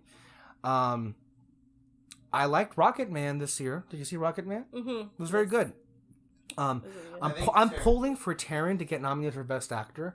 The actors nominated him because he did I think he did a much better job than Rami Malek. Oh yeah. And if Rami Malek won the fucking Oscar for that, Taron deserves to get a nomination. Also, he fucking sang. Yes, He actually sang. He sang. I should mention this.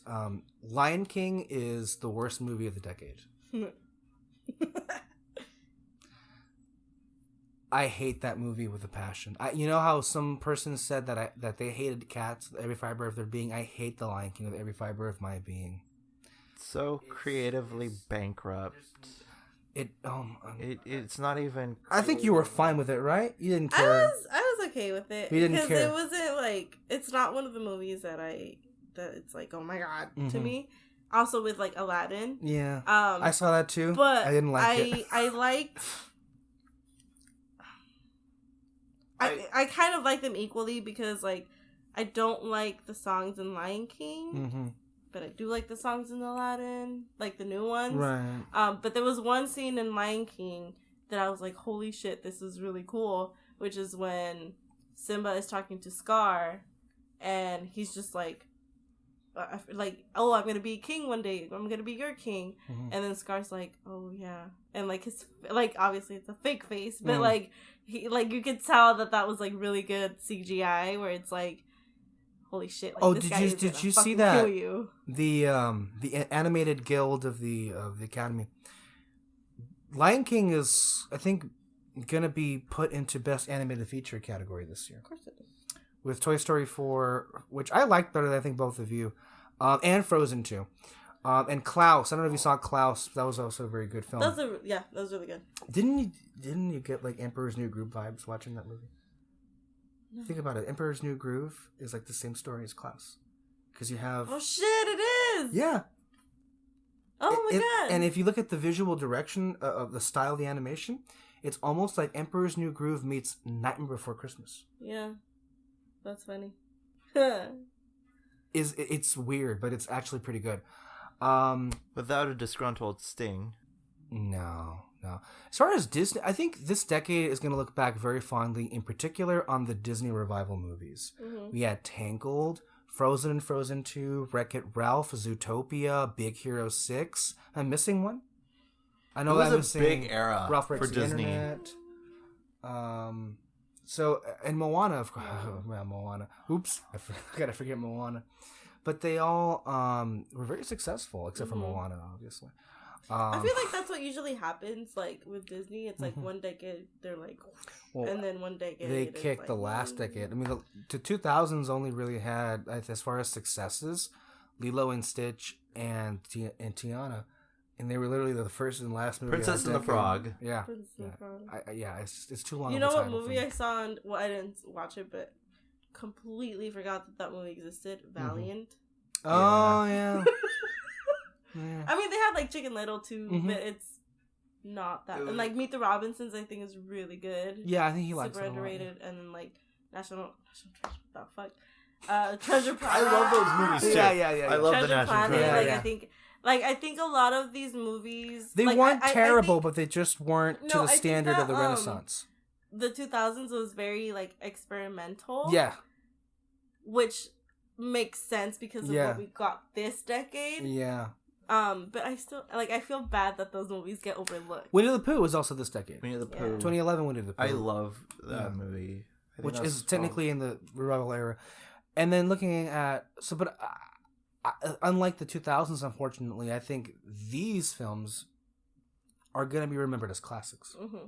Like the Renaissance was. Like these, like Frozen, Tangled, even Princess and the Frog, which was the last decade, technically speaking. But I think it's going to tack on to but it's this era. They all movie. feel like classic fucking Disney movies. Mm-hmm. And I love them. It's like the way that the new revival films that have come out, it's kind of like the thing that's gonna make them stand out is that they have like classical Disney sensibilities, but with a modern filmmaking edge, and I think that's gonna set it apart from whatever. Like I'm so happy that we ended with Frozen 2. Yeah, because I feel like that sets up a whole new way of storytelling and not just the classic like, oh, princess in distress, blah blah blah, and it gives you more. Like, it's more about the characters than anything, and not just the story. Not just the tropes or the cliches, and to expand what came before. And, like, even the songs in Frozen 2, I mean, you have, the want song that's not really a want song. It's more like a I don't want it song with Into the Unknown. You have, like, you have the big bombastic songs, Self-Revelations. What about the Pixar films this decade? Which ones did you like? Coco, Inside Out. Coco is, I think, at the top. Inside Out. Coco. Yeah. That's it. When did Toy Story 3 came out? That was last decade. Oh, shit. That was it was this decade. You're right. Yeah, Toy Story 3. You're right. That barely made so. Toy Story 3. Cars 3? Did you ever watch Cars 3? Yeah. Did you like it? It was good. Good, but I ish. It was ish. It was a competent movie, but it was forgettable for me. I don't remember it too much, though. The sequels that I did enjoy were clearly Finding Dory. I mean, you all know that. I really liked Toy Story 4. Really? I couldn't tell. No. To me, like, Woody means a lot to me as a character, and I think that movie did the most for him. Okay. So that's why I really liked it as an epilogue to Toy Story 3, which is, like, one of my favorite movies of all time, Toy Story 3. Mm-hmm. So, and of course, Coco and Inside Out. Coco, yeah. I enjoyed MU, and there are parts of Incredibles 2 that are fun. I think MU, Monsters University. I think Good Dinosaur is gonna come out up to the top rankings. I saw that again a few weeks ago, and I was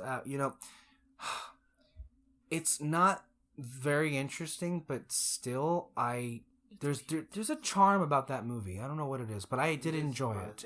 And of course the animation is breathtaking. Like, I think that this is the best animation Pixar has done to date. Just look at that fucking water. Honestly, to be honest, I think that's the best animation water that Disney has ever done. Well, I like Frozen too. But then Moana. No, I still like Frozen 2. I think Frozen 2 the animation is very the advancement of the animation. Frozen 2 set the bar. They really look high. a lot sharper. Yes, they look a lot sharper. What they're able to do with the facial expressions, and if we're on the topic of Disney, just think about this decade as far as Imagineering. Well, you are talking to the residents of Fantasy Fair. Imagineering. I think of those Anna and Elsa animatronics, mm-hmm. or was it projection mapping, or were they actual animatronics for the Frozen Ever After? Yeah, Frozen Ever After ride, but they're actual. The Beauty and the Beast ride that's going to be opening up in Japan. Those are gorgeous animatronics. Like, there's no projection mapping. This decade is Imagineering. People like to bitch and moan about the obsession with IP. But this decade, we got the Tron Legacy, or the Tron Light Cycle. We got the Pirates of the Caribbean at the Shanghai. Yeah. Rise of the Resistance, which is the Piece de Resistance. Oh really? My god! Literally. That's technically next decade. No, at Disney World though. It's already open. That's true. It's already open at Disney World. So it's here. It's a technicality. Yeah. Sorry, I don't live in Disney World. But that's one thing. You've been to Disney World. I have. We should talk about that later on. Go ahead. But like Rise of the Resistance, before we started recording like a couple of hours ago, we were setting up the audio. I told Alexis that this is pretty much like what Mary Poppins was back in the 60s, because in the 60s when they were making Mary Poppins, they pulled everything that they learned about, you know, filmmaking, you know, up until that point to make Mary Poppins. Here, this is kind of like what they did. Like, they took like all these years from, like, you know, the 50s on, when they were making, you know, all these different attractions. They took everything and put it in Rise of the Resistance. Like, for example, like, I saw spoilers if you're trying to keep spoiler free about Rise of the Resistance. But I don't really get it. Just go to on YouTube. But there are people that want, you know, to go into that ride spoiler free. But you go into it, you go in one place, you know, it looks like it's still, and then you wind up in a completely different place when the thing opens. You know, like, how the fuck do you do that? It's like, honestly, great Imagineering, and this is what Imagineering can do. And then I don't know if you saw the last episode. I know you have. I don't know if you have seen the last episode of the Imagineering story, but they gave I have, yeah. But they gave a little preview of what Spider-Man is going to be like on Avengers Avengers campus. That looked amazing. That animatronic is fucking killer. Like, him leaping and all that stuff. It looks like an actual person leaping. It took me a while to realize, wait, is that Spider-Man? Yeah, me too. I was like, why are they throwing this person or this thing? Like, what is this for? I don't understand. And it's opening in 2020. So I think of Galaxy's Edge. I think of Pandora, the World of Avatar. These immersive lands that they've kind of been, you know, what this decade will be looked back on. But to me, I think as far as Disney's concerned, Disney parks, the comeback. Well, yeah, but for my favorite story of it is the comeback of California Adventure. Yeah. Got the facelift of a lifetime. Yeah. It all kind of, I think, came together in 2012 when Cars Land opened, and that was the first, like, the template of an IP land, you know, in itself. And I think it works better. I think that park has really come back in a way that we never thought it could work. And of course, they're adding more stuff in with. You know what? I was against it because it sounded pretty stupid, but I actually really liked Pixar Pier. I actually really liked Mission Breakout. And whatever they're. I don't know how the Avengers campus is going to look. It doesn't look that inspiring in the concept art, but when we see it in person, it'll probably be. But the Spider-Man attraction looks promising. Looking at what they did with Rise of the Resistance, the Avengers ride could be something. So it's like, you know, Disney Parks is, you know, their online presence is interesting because of how, you know, the company has made some questionable choices this decade with, you know, the James Gunn, the John Lasseters, the whole Spider-Man deal. But, you know, through and through, Disney Parks, while we know that they're not funded enough, they still pull off masterpieces, I feel. I think everyone, all the creative heads, all the creative artists that have been, you know, with Disney for the past decade, you know, going on from the top of the totem pole with Mr. Iger and going below. I think that this decade has definitely put a major dent in the legacy, in a good way, of what Disney has done. I'm waiting for them to announce at Animal Kingdom the construction of Wakanda, the world of Black Panther. They can do it, and they can do it really good, and they have the space to have Joe Rohde in charge of that. I think he would be amazing doing that. You know, Disney is an interesting thing talking about stories of the decade, right? Because this is the decade that they really grew into the evil empire. You know, like the scale is of the evil empire. Like they've gotten Star Wars and Marvel, which they got last decade, but this was the decade of the MCU. You know, the MCU fucking blew up like nobody's business. I mean, now we were thinking about, like, you know, nothing's gonna be Avatar, you know, in the box office, and now we have fucking Endgame, and it's on top of everything. So yeah, me neither. And so, okay. And then and Endgame wound up being, you know, the top crowning, you know, thing, you know, being the king of the world, you know. And the MCU, like, the interesting thing is that this year, like, in terms of, like, movies and movie discourse and everything like that, the name of the game is Marvel. Like, there's no way around it. Everywhere you turn, you're like, oh, Marvel this, Marvel that. Everybody went to go see the latest MCU film, you know? And, you know, I think that with that being said, I mean, it's just a huge phenomenal decade to be a comic book fan. Part of the big reason why we got really into this, because if you recall, as I always say, you know, in between Red Spotlight and Barely News Crew, we were kind of a little bit lost at sea in terms of like creatively what we could do next, because at BNC we were everybody kind of left us. But then I remember it really was in 2014 us seeing Winter Soldier, us seeing Guardians of the Galaxy really crystallized. Not Ant-Man, because that came after, but in that year 2014 those two movies kind of crystallized for both you and I. Okay, this is what we're supposed to do, is talk about movies and movies only, and do that full time. And for me, I'll always associate the MCU with like kind of getting us to do this. Like this podcast that we're doing right now, that we've been doing all these years, is kind of like the reason why we all kept in such close, you know, touch with each other, and we have remained so close.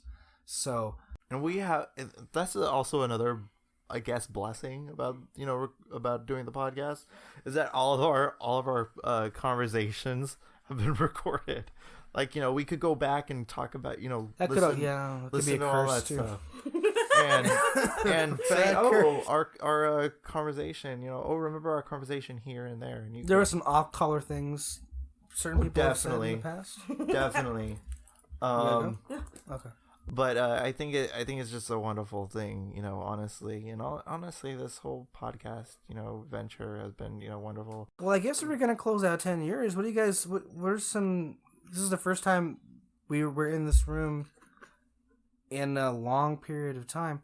What are some of your fondest memories of being part of like this podcast? And like, you know, like a usual day we'd come here and half the time the audio wouldn't work at all. Yeah. That would be an adventure all in itself, you know. You always, and I think you yourself alone, because I would always have like a panic attack. You always enjoyed setting things up. Yeah, I love the process, because like it's like getting it's kind of like,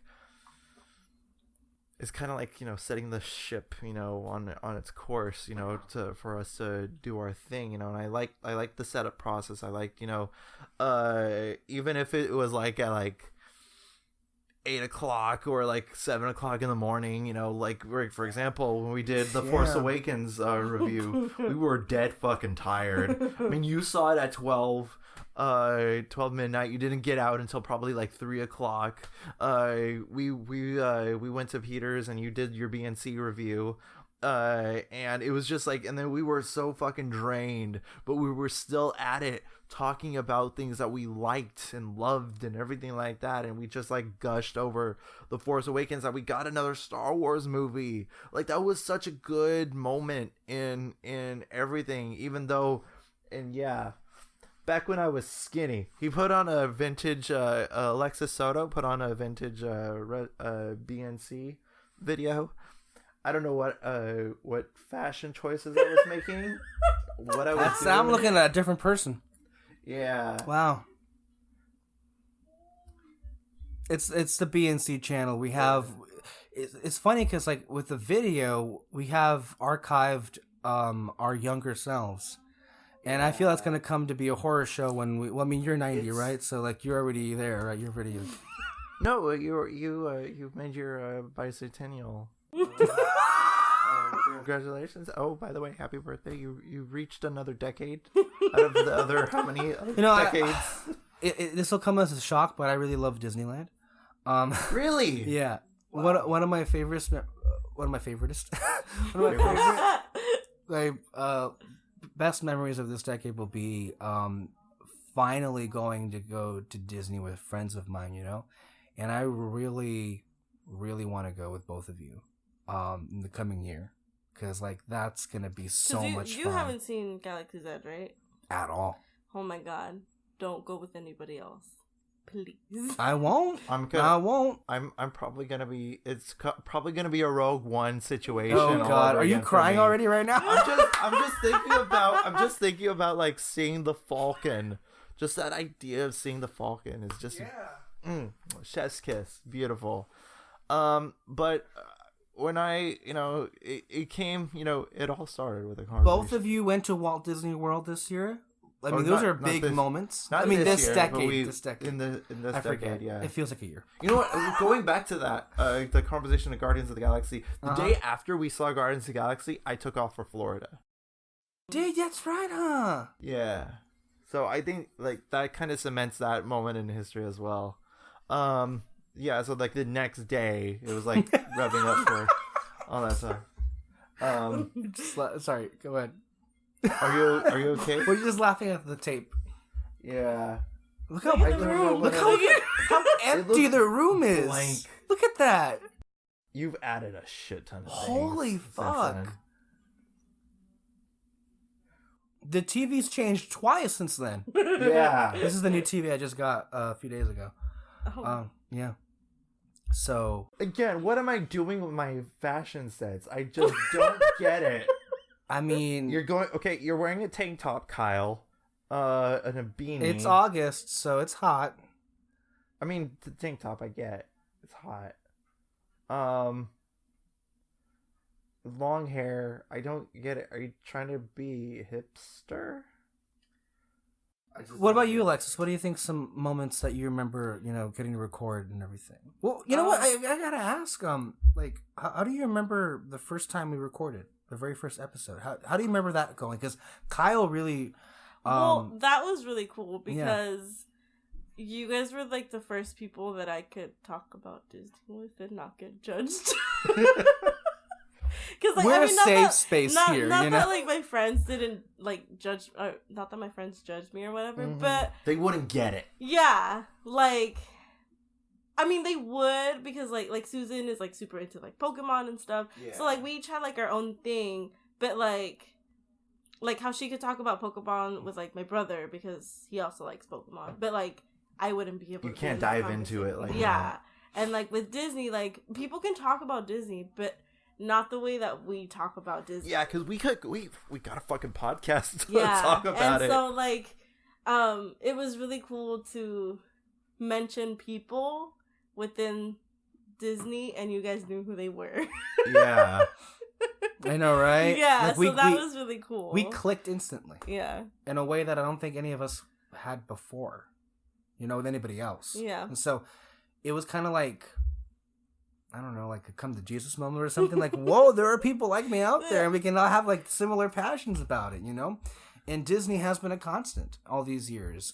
It's kind of the foundation of our friendship. You and I first became friends because we talked about Pirates of the Caribbean. Yeah, Disney property. I was like, I saw it. Right? What happened? Oh, yeah. Okay, she's gonna be cracking up the entire time. I have a montage on the screen playing of the old clips. Kyle. Okay, so Kyle, continue your thought. Someone. Kyle just killed somebody as the Joker. Yeah. I mean, the thing about this whole situation, I mean, we're closing off a decade of recording as well. Kyle, you have like 10 different looks in each of these. Yeah, that's the thing. Like, so many different... I look the same in all of them. Yeah. Like, no evolution whatsoever. I have different glasses. That's about it,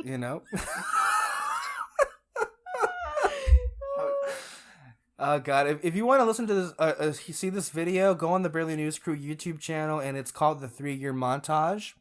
And you'll be able to like see what we're seeing before in front of ourselves. Yeah, I'm all the same in this one. Yeah, in that regard, and you see the evolution of the room and everything. So yeah, you do. Yeah. You don't look like you changed one bit. No, I guess not. Well, I actually have changed a lot.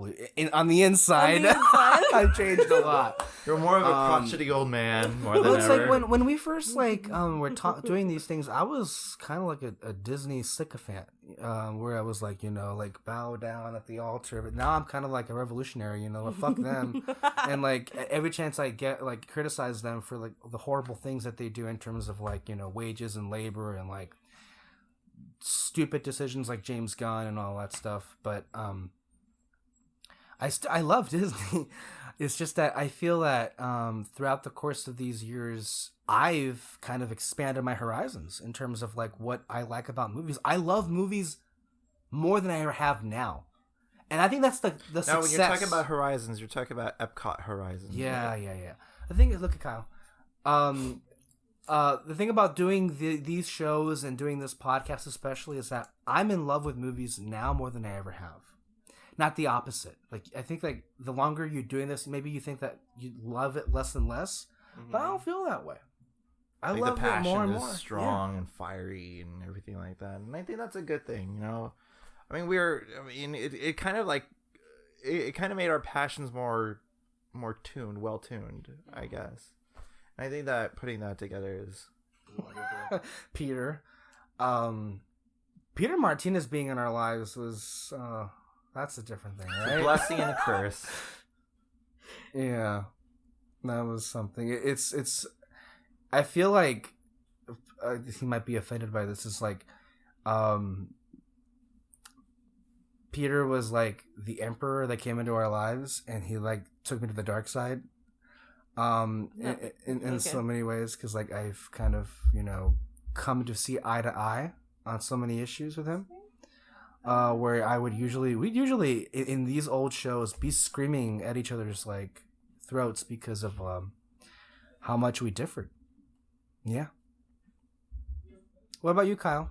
How do you feel? Have you grown these last few years? Oh, definitely. Yeah, I'm less cringy. The styles keep changing as this thing is right. Like, I'm very, very less cringy now. I mean, that is one of the things I've noticed. Do you consciously do that, or do you just like change your appearance every year? Because that's what it looks like from these photos. It just so happens that those are the outfits I put on. Are you sure? Because they're radically different. I'm not saying it's a bad thing. I mean, I'm just saying I wear far less jewelry than I did back then. That's one thing for damn certain. Like, holy shit. Like, I wear beanies, but like not to the degree I did back then. What else? I dress like a normal person. I guess. And every time you can't tell whether or not I'm coming down the hallway or not because I don't have all the chains on me, I guess. I don't know. Plus the way I speak, I'm less cringy now, I guess. Well, I don't know if you guys could agree, but I think doing these shows has helped us do things that we didn't think we would be able to do otherwise in some way. So, for example, you are a much more eloquent speaker now than you were at the beginning. And what I mean by that is you're a better communicator than you were beforehand. Because I remember everybody would be like, what did Kyle mean by that? Like I heard Kyle. I heard what he said. I didn't understand what he meant though. So, but now you don't hear that as much of that anymore. So, and you as a host, like the way that you would explain things, but now you got better. At a lot better at explaining things. That way, people understand where you're coming from, okay. And your abilities as a speaker, as a host, are day and night. From where we began to where we are right now. So it's like there's a lot of, I think, growth that happens on these things. You seem confused. No, I'm trying to ignore it. For me, I feel that I've gotten better at doing these as we've gone. Are you okay? Yeah, I'm just listening. You look like you're about to cry again. I'm intently listening. I'm paying attention. I feel like I've I owe a lot to Maybe this. you've never seen that before. No. Me paying attention. Well, it's just that you have tears in your eyes. That's just the thing, It looks like that way.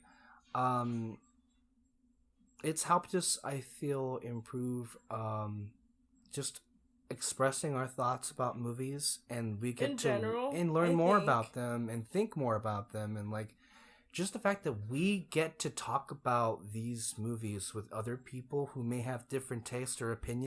Also, I could tell, like, your tastes have vastly, like, not improved, but like, it's very What does that mean, like, very Kyle? different. Okay, What are you here's saying? Because back then, we had a running joke for a while, because, like, you would say, I liked it, you know, and that would be your running thing.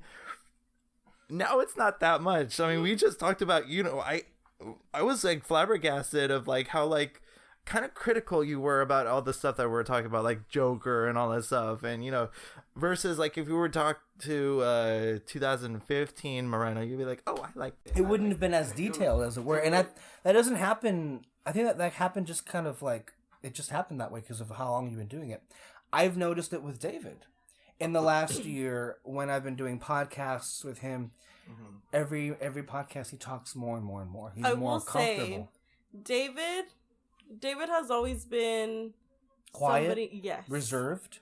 Yes, he never really had friends, and it's not a bad thing. It's just how he is. Yeah. But you guys have helped him, like, open up a lot. Really? Yeah. That's him. That's all him. I mean, look, he's. I've liked him, but we never really connected. Usually, because he wouldn't talk as much. But then when we do these podcasts. He has a lot to say. A lot. He's got a lot of things to say. And he has really interesting thoughts. I wouldn't have known. I think it was just a matter of giving him a platform to talk on. Yeah. You know? Yeah. And that's where it comes down to. And he has a platform. I mean, anybody who comes on, they have an absolute open mic to have a conversation, you know? And that's where I, you know, when coming up with the concept of Red Spotlight Entertainment came into play, is that, you know, I just wanted an open platform to talk, you know, because I think that videos, when videos just so happen to land in our lap, it was very constricting, you know, versus something like open mic, like how we do it on a Red Spotlight Entertainment. I think part of the reason why I stopped doing them is because they're a lot of fun, but they have to be a very strict format. Yeah. And that the conversations that we've had on Red Spotlight when we did it from the very beginning, to me, they were much more rewarding to do than just do the average videos where you do A, B, C, and D. Here, we can be ourselves. Yeah. Which is why initially I would say some very off-color things in the podcasts, because I thought that honestly, I was surprised because Peter was going back and, like, listening to anything to see if there was something problematic with anything that we were special editioning that crap. And it's so funny that of all of us, you had the most, like, problematic things said, and I think that's really funny, because I thought it would have been me. I thought it was gonna be me, but no, it was Alexis Soto, which I was like, okay, I'm not complaining. It ain't me. For once, it's not you. But yeah. I feel like that's also because you guys would edit a lot of the things that he said initially. Did we? I feel like that might have happened. Well, I don't remember. When did I think you did say stuff. Yeah. But I feel like what you said might have been worse. So we would take that out. Okay. Look at that. But, like, we would keep yours in. Kyle, when did I start editing Red Spotlight podcasts? I wouldn't edit them. Regularly, you would edit them. It started in the beginning of 2018 when my laptop crapped out. 2018? Yeah. And then you started regularly editing. Which was a godsend. Because you asked me to do it full time, I think 2018, right? September. And honestly, that kind of freed me up for other activities, like such as the fantasy fair, and I edit those, and then you edit and all that stuff, and how, like, different programs we use. Also, yeah, and all that to stuff. Edit. But I found it, like, a more creatively freeing, you editing and taking on all that stuff versus me doing. Well, look at what's happening this next month. It's gotten to the point where Red Spotlight's going full steam, Fantasy Fair is going full steam, but we're launching 2 new shows in January. Yeah. Peter is starting up to the table again. He's taking that all on his own. It's a reboot. I never thought he'd care to do that. And then you're doing Bond and Beyond. I think it's so funny that Peter does this. Right? Because he doesn't seem like the person who would care. Yeah. He says every time when we talk about, I feel like he, in a way, it's true for all of us. We kind of do this because we have to talk about this. Like, we have so many thoughts about what we see and do that we want to like converse, right? Yeah. But Peter always says that it's to him. It's an inside joke. To him, it's like therapy. He says like it's very therapeutic. Oh, gee. It's very much therapy for him. We get passionate, to say the least. There have been some rants, I think it's fair to say, right?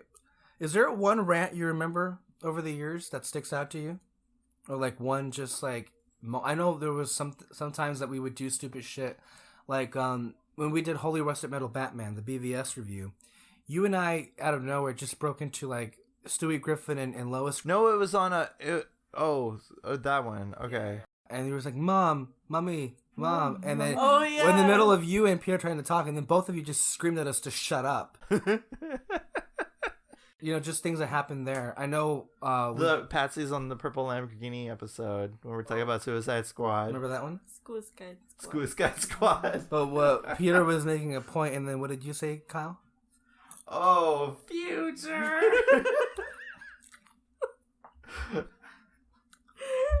It was so funny. And I just stopped him. He's just like, I'm going to stop. And he's like, no, continue. Not even like a minute later. It was like, you know, continued on with the SpongeBob references. It was bombastic. I loved it. I mean, going into the other side of the road, I guess, and talking about the Fantasy Fair, the stuff that you and I have done has been very beautiful. I love Beyond the Years, I think, was a success. I love those shows. I mean, I don't know where it left off, but those first few shows were very informative. We need to bring that back sometime. You got to review the Imagineering story. I know. That would be a good little. Well, thing. that's like basically what we do anyway. Yeah, except more in depth and less biased, I guess.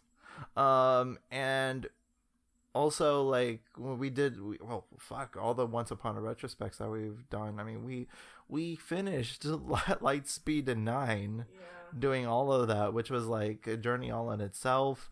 What else have we done? We've pretty much done all the beginning of the Disney tenure, and it's just and getting to talk about Disney, you know, once a week, and also just going back to watch those movies because a lot of them, especially like the ones like Jungle Book and Dalmatians and stuff like that, like I had not seen in a long time. And it's absolutely. Of course, now it got easier more than ever with Disney Plus. Yeah. After you already went back. I know. But yeah, it's still. I think that the Fantasy Fair, like, I've always wanted to talk about like Disney in depth and all that stuff, and not to say that you're not passionate about Disney, Alexis, but like it's a different camaraderie with the other Alexis, you know, and it is, you know, and just getting to talk about it in depth with you has always been fun, and you would always come back, you know, like always amped up and ready to go, even though we would wake up at ungodly hours of the morning and fucking record. But you know what? We were still on it. We still and that made changed it go. Throughout the years. I think my favorite one was the one about the Walt Disney Museum. Oh yeah, you guys were crying. I think when you were recording it. I wish I need to go to that still. That changed throughout the years because when we were doing the shows all together, there would be times where we'd wake up early in the morning. Yeah. But then when I lived in DC, we would like do it at my time. There would be times where I would be up until 2 a.m. on the East Coast because of how late we would record. Yeah. But I'd rather stay up than like. I know, right? Any day of the week. Okay. Here's the thing. Also, this is what we have in common. We're both kind of nocturnal. Yeah. This is so weird. The parallels here. Selfishly, I love recording in the mornings because I get that kind of like morning radio Don't feel. Get me wrong. I appreciate it when I can't do it. It's just getting up. That's hard. All you have to do is just freaking crawl 1 foot away from your bed and turn on your computer. And But it's hard. But it's so hard. You know, it's It just is. right there. Cause it's like, you know that moment when you wake up and you're like, shit, I don't want to be awake. I want to go back to sleep. I'm so comfortable here. then I end up having to limp out of bed just to get myself going. Food, water, atmosphere. My God, like we should do like a counter of how many SpongeBob references are made sporadically throughout the whole entire thing. No, if somebody went back and listened, like, think about this, right? So we did, this is episode 207 of Red Spotlight. We've done 207 episodes. We started doing episodes. The first episode was in September 2014, and we didn't start doing it regularly until at least 2015. Mm-hmm. And now it's like we've gotten to the point where we're I don't even know how many podcasts we release a week. Because usually there'll be something for fantasy. There'll be 2 probably for Red Spotlight Entertainment. Because you want to get to Peter, and then you want to get to David, and then he'll have his say. And then they'll both have This their is say literally and my everything. 3rd consecutive day of recording podcasts. That's how, like yesterday I did it with David, the day before it was Peter. And then before that was with me. Talking about cats, which by the way, guys, go see it. What were some of like your worst movie experiences of this decade that you can remember? Finding Dory by None. That was Oh, fucking awful. experiences. Fuck Um, that That was, bullshit. or movies, like whichever, like bad movies or bad movie experiences. Finding Dory takes the cake. That was just bad. Like everything went wrong. Alice in Wonderland and Maleficent. Why? Oh, you mean quality wise? Mhm. Okay, those are disappointments for you. But in terms of like movie going, like where the audience was like shit. Murder on the Orient Express. Okay, That was a explain. bad movie. Oh, okay. It's either or. Bad movies or bad movie experiences. Yeah. Okay. I don't recall like ever having like, because I go in for, you know, I get what I pay for, you know, kind of thing. I always view it as that way. But like bad But like movies. realizing in the middle of the movie, like, wow, this movie's shit. I never went out of my way to go see a bad movie. Well, I thought these movies were gonna be good. That's the thing. It's like when you are in a theater and the movie ends up being bad, not that you go and see a bad movie. Okay. So Terminator. Oh, Terminator Genesis. Holy shit.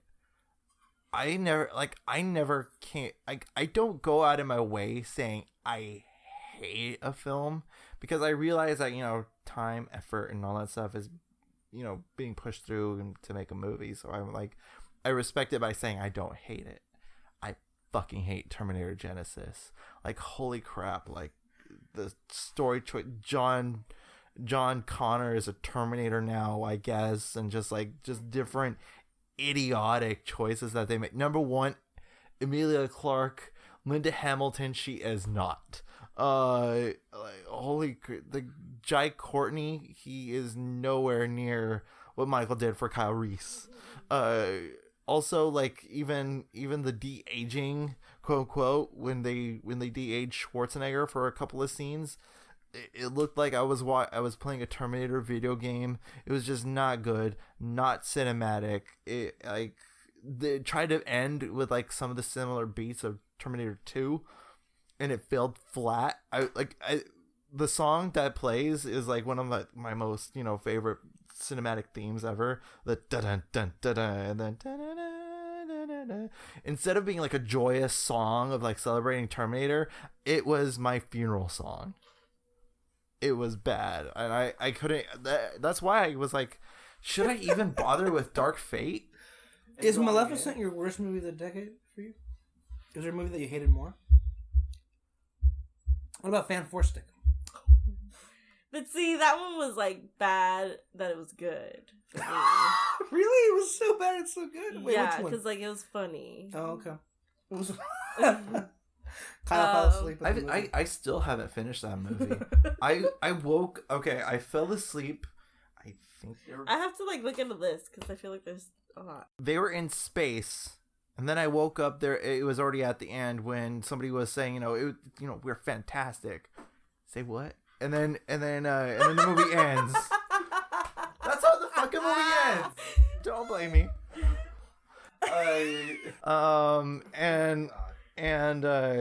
And then ends, and I still have not gone back to watch that movie. I'm like, yep, I've seen everything I need. What about I guess Green Lantern was this decade, right? Yeah, Nah. 2011. 2011? Yeah, Really? yeah. Holy shit! I don't remember that movie, to be honest. Maybe it's better we don't I've seen it recall once. it.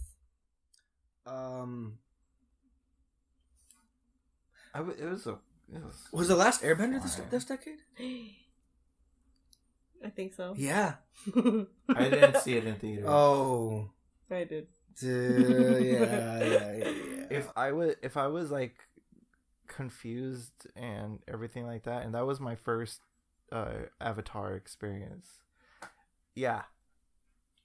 I remember watching the trailer for it, and I was like, I know, right? What do you mean there's gonna be a movie? I was freaking out. And then, because the trailer was like really cool. Mm-hmm. And then like we saw everything, and I was like, oh my god, like we gotta go see this.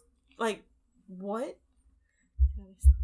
How was Harry Potter for you guys this decade? And then we found out that J.K. Rowling is a total turf. Wizarding World open? I haven't gone. Completely. You haven't gone yet? I haven't gone. Wow. I need to The ending of Harry Potter was this decade. Yeah. Yeah. Well, then you also got Cursed Child in that debacle, whatever. And the and Beast, J.K. the Rowling. Fantastic Beasts. I forgot Fantastic Beasts. Those movies Oh happen. shit! I forgot. Where guess what? We still got one more movie. Or I like thought they 3. said 5. this time they're going to movies. Brazil, Kidding. Oh, shit. which, God, if the last one was overtly racist Was with it last Nagini, year? Was the last one last year? yeah, Shit. it says a lot where you're looking Did you into guys that see movie. the last Fantastic Beasts movie? I didn't see it. How I was saw it? it. Johnny Depp was the best thing about that movie. I mean, Harry Potter, and then J.K. Rowling just disappointed the whole entire fan base by siding with an anti-trans person.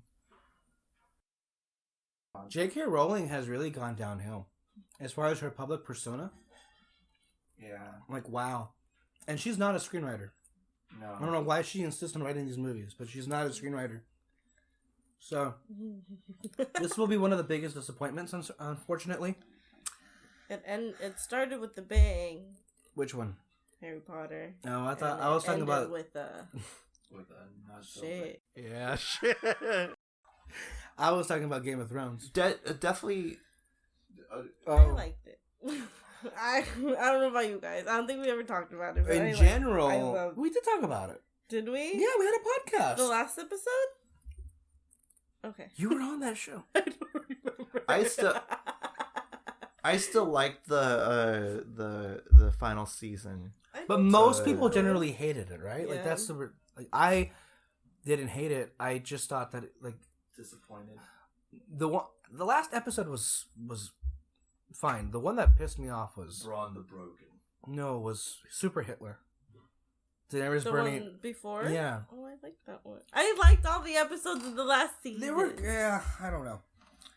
I feel like I liked it initially.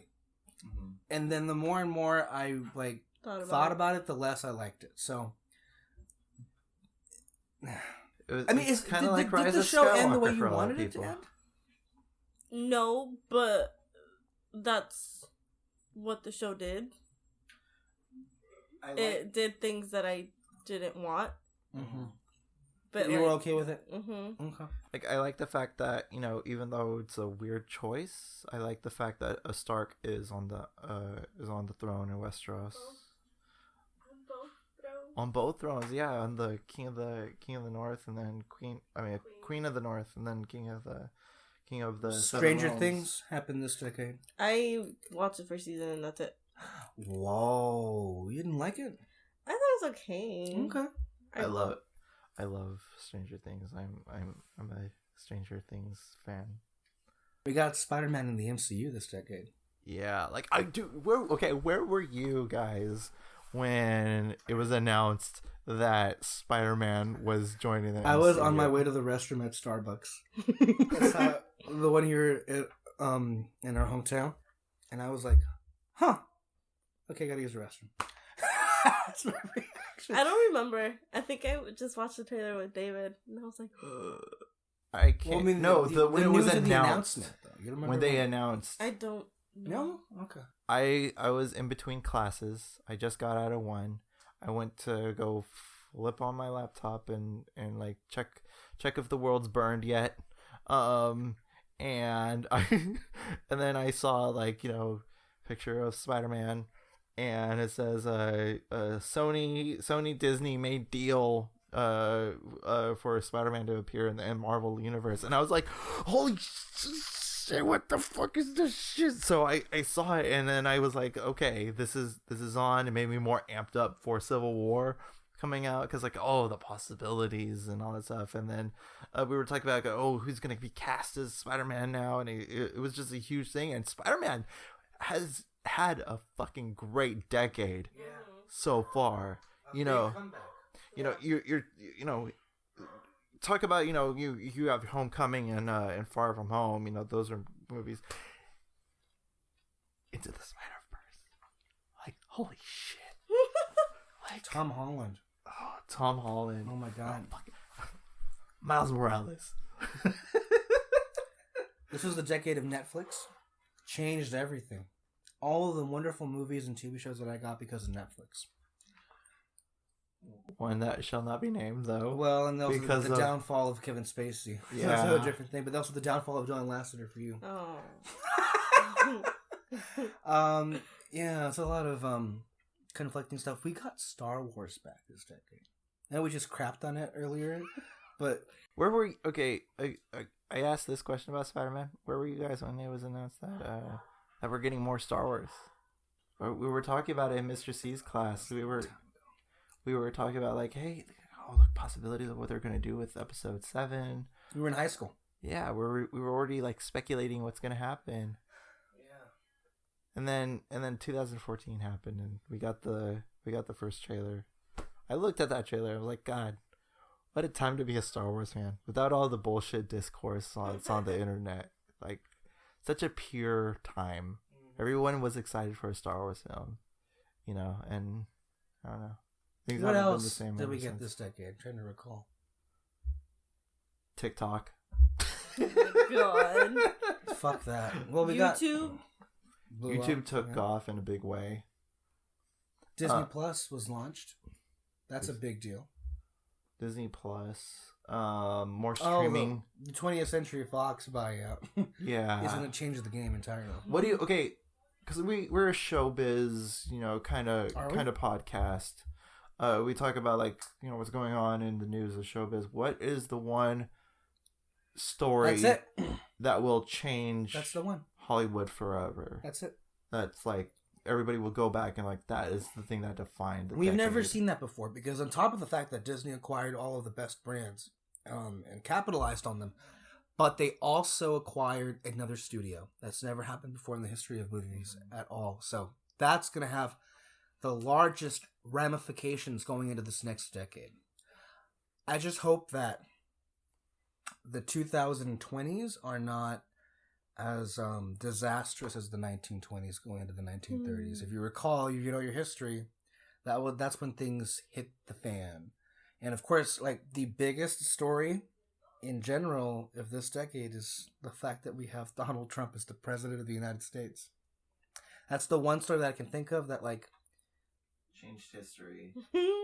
I remember. What were you on election night? How did you feel? Like, you were shell-shocked. I just remember the next day was wild. Yikes. Like, How wild? it was just quiet. It was somber, right? It was quiet. It was. I remember I was working at Target. Yeah. Target was quiet. And it just seemed like everybody was very like, what the fuck is going on? like what's gonna happen next? Yeah. Like the world ended or something, right? Yeah, like it was weird. It was weird. I should have eaten my words because the night before the last thing that I said was, "Hey guys, let me know when Hillary is president." And I should have eaten my words right then, but alas, I didn't. I remember waking up the next day not wanting to get out of bed. It was hard, but then Peter, oh my god! No, but when I was walking throughout the day, you're right,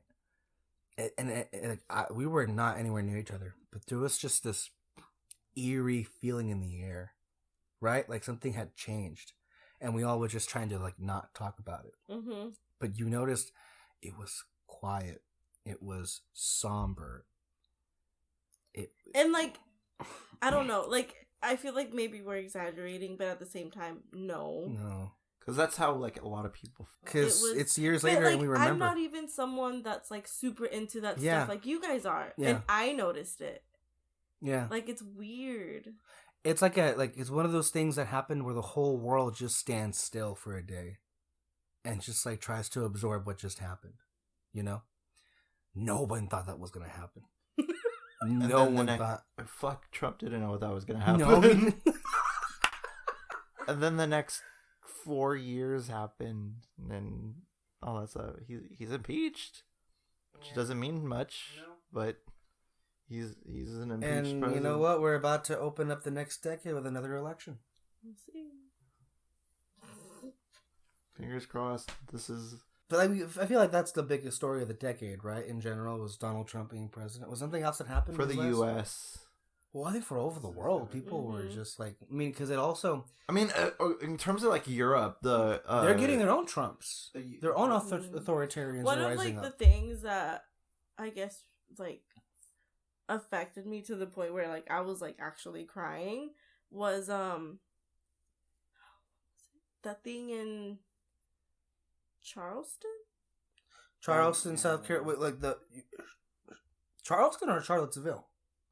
that Because Charlottesville was the Nazis when the Nazis came back, and when the terrorist attack happened and the person got killed when she was hit by a car, when the neo-Nazis marched in Charlottesville. mm-hmm. That got to you. Yeah, How? it was just wild. We have Nazis. It's like we're Yeah. back. It's the Like, 1940s okay, like, again. It might sound bad. I'm someone like I love like I always loved history and stuff, Mm-hmm. and not that I love it, but I was always very interested Yes. in like World War II, Mm-hmm. the World Wars. Like I always just found that time to be such a wild time. Like it's There were 2 fucking world wars. yeah, How like bad it's, it was. It's crazy that happened. Like that's how I always thought about it, and Yeah.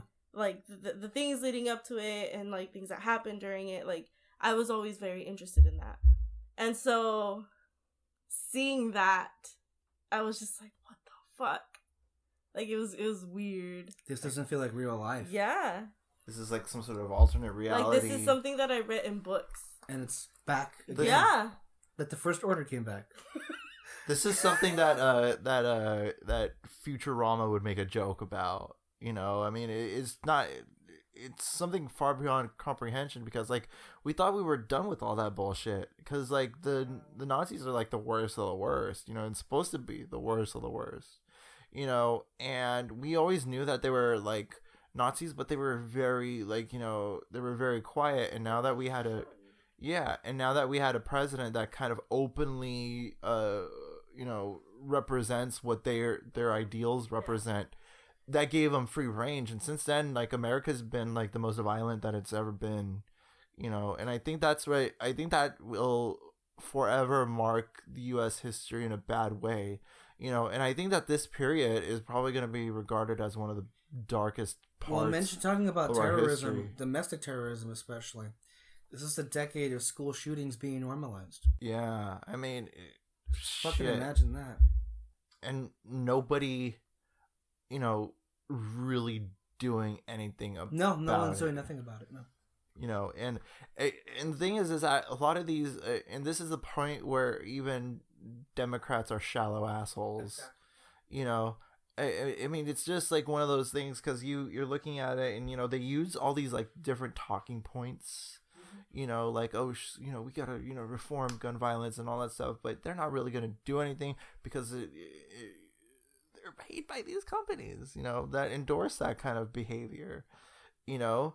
And so we're not going to see this kind of progressive change go forward, you know.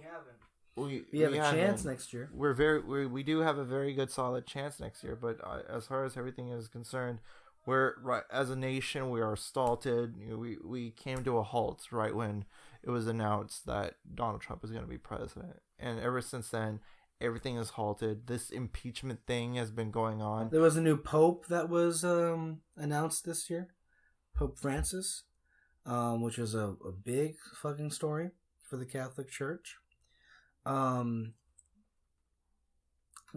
had Hurricane Irene. We had a lot of fucking hurricanes. I didn't even lost count which one it was. A bunch of disasters. The rainforest burned down. Oh yeah, that's right. The rainforest burned down. Right now, Time Magazine nominated the youngest person to be a person of the year with Greta Thunberg. You know, and I think that's amazing. Mm-hmm. Because the climate change is also an issue that is arguably the most important issue, and no one's also talking about it. Like, the planet's dying, and what's happening? We're just letting it happen. So we got a lot of great stuff in entertainment to talk about, but the real world is kind of burning down as we, you know, go year after year after year. While good things are happening in the entertainment industry, things around it is just like it's very hour. But we'll see where the next decade leaves us, if there is a next decade. Not to sound bleak and all that bullshit. That scared me a little bit. If there is a next decade. So we'll see. You know, always in motion the future is, to quote a little green guy.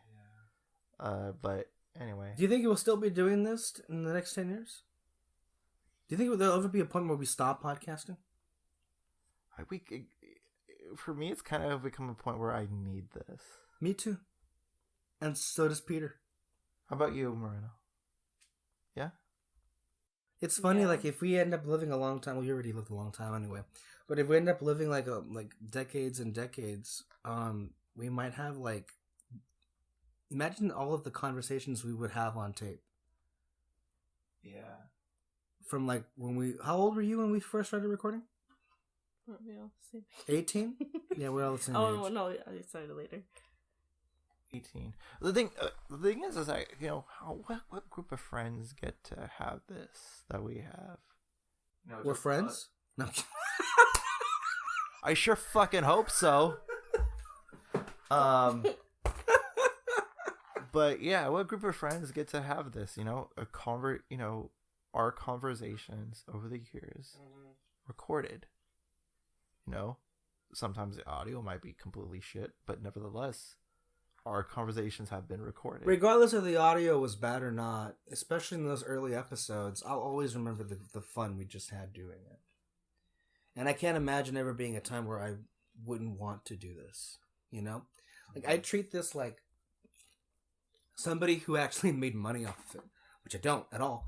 No. In fact, I may lose money as a result of doing this, because, you know, I have to go see the movies and that record, you know, spending and money and all that crap. So, but I mean, I like eventually, if we could find a way to make money off of this one day, that would be like my full-time job, because I pretty much already act as if it's my full-time job.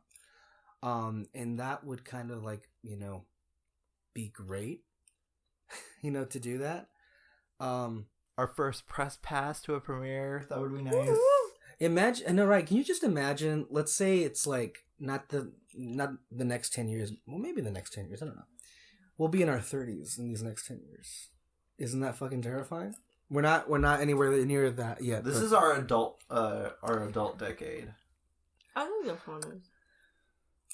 No, well, I feel like we went into adulthood here in this decade, but now we're gonna get older. in this next decade. But just imagine for a second. But for you, it's like older. Imagine like if outlets like Collider or Screen Junkies are still a thing by the time we get into like, let's say 30, 31. And imagine if one day we end up inheriting that, and somewhere, let's say we all move out like to the LA next generation, and we do it. Like that's kind of what I've always wanted to do. Mm-hmm. And I feel like I want to at least try and make that happen. Mm-hmm. And if we fail, we fail, but not.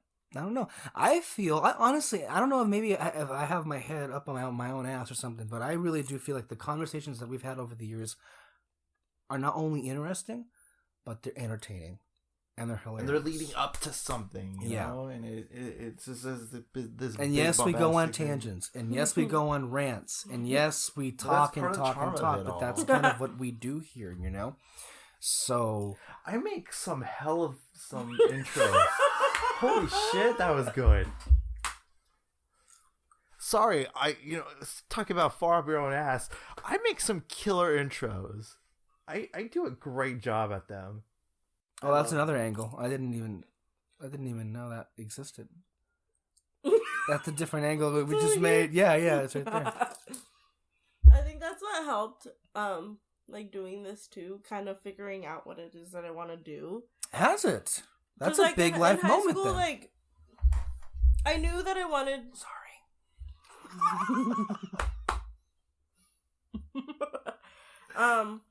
I knew that I wanted to work in movies and stuff. I just didn't really know how to do it, where, what it is that I actually wanted to do. And, like, doing this kind of helped being like, okay, yeah, like, I really want to do this. What it is that I want to do. Because we talk about it all the time. Yeah, we do. Like, pretty nonstop. Yeah, I mean, every week we're planning something to talk about and all that stuff. And we'll have things you'll want to talk about. I will too. Mr. Rogers' neighborhood. Yeah. Yeah, like 2019 in general has been the wonderful cap off to this like 10 years, because like I feel like it's kind of been leading up to this. Like as far as movies are concerned, I've loved this year in film, and it's exciting to see where things are going. But it's also the end of an era. Yeah. But it's the beginning of a new one, and we'll see what happens. Dawning of a new era in which lion and hyena come together happens. In a great and glorious future. Out of nowhere. You weren't prepared? No. Did you get the reference? Okay, I'm just. Oh man. Any final thoughts? Thank you, Kyle and Alexis and everybody who, helped kind of make this happen and helped, us. As we talked about, I don't know how many hours they've been here. I've lost count. I've literally lost count. Okay, we have been recording for 2 hours and 44 minutes. Oh, I thought it was way more. Really? I thought we were on our way to our 4th hour. Really? Mm-hmm. We're about to hit the 3-hour mark. Yeah. Damn, what the fuck? What time is it? Oh, it's 6. It's 6:16. It was like 3 when... Oh, fuck. Thank you all. If anyone listens to this, thank you. And we're wrapping up not only a year, but we're wrapping up a decade of good podcasting and all that shit. Mm-hmm. And then also our own lives. And our own life, yeah. I mean, a good portion of this decade we spent, talking and formally. We gotta talk and we gotta make this Disney thing happen. Yeah. And not just one, but in these next 10 years, you're gonna have many Disney trips. Because you have the pass and everything. We'll live there. We'll live in the Dream Suite. Mm-hmm. Oh God.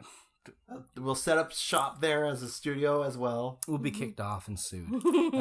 That's exactly what will happen. Dude, I just had an idea. let's record an episode in Disneyland. That won't go over well, I feel. No. I mean, who knows, right? Anyway, final things to say, guys. Should I just go ahead and close it off? Yeah, Thank you for being here. Yeah. You weren't scheduled to be here. You just showed up. But like, it's almost kind of like poetic that you're here to join us close out this decade. Because like you were one of the first people that gave us hope. Yeah. That we could actually be good at doing this. So it was. Yeah, you pretty much like gave us like you're the Taika Waititi of this podcast. You gave us a soft reboot Of all the people. Gave us a soft reboot that shaped up the podcast pretty well. So yeah. So I'm Kyle Lira. With me is the Alexises. Because they always travel in herds, apparently. Did you like what you heard here? And if you did, you could check us out everywhere you listen to podcasts. You could check out the Fantasy Fair, where you take a dive into all your favorite Disney movies. Bond and Beyond and To the Table coming soon. Bond and Beyond, where I gush and force Peter to talk about James Bond with me. And then into the Table, where he forces us to watch movies. So it works hand in hand. Yeah, without further ado, I'm Kyle Lira. To close off the decade, stay under the spotlight. Bye.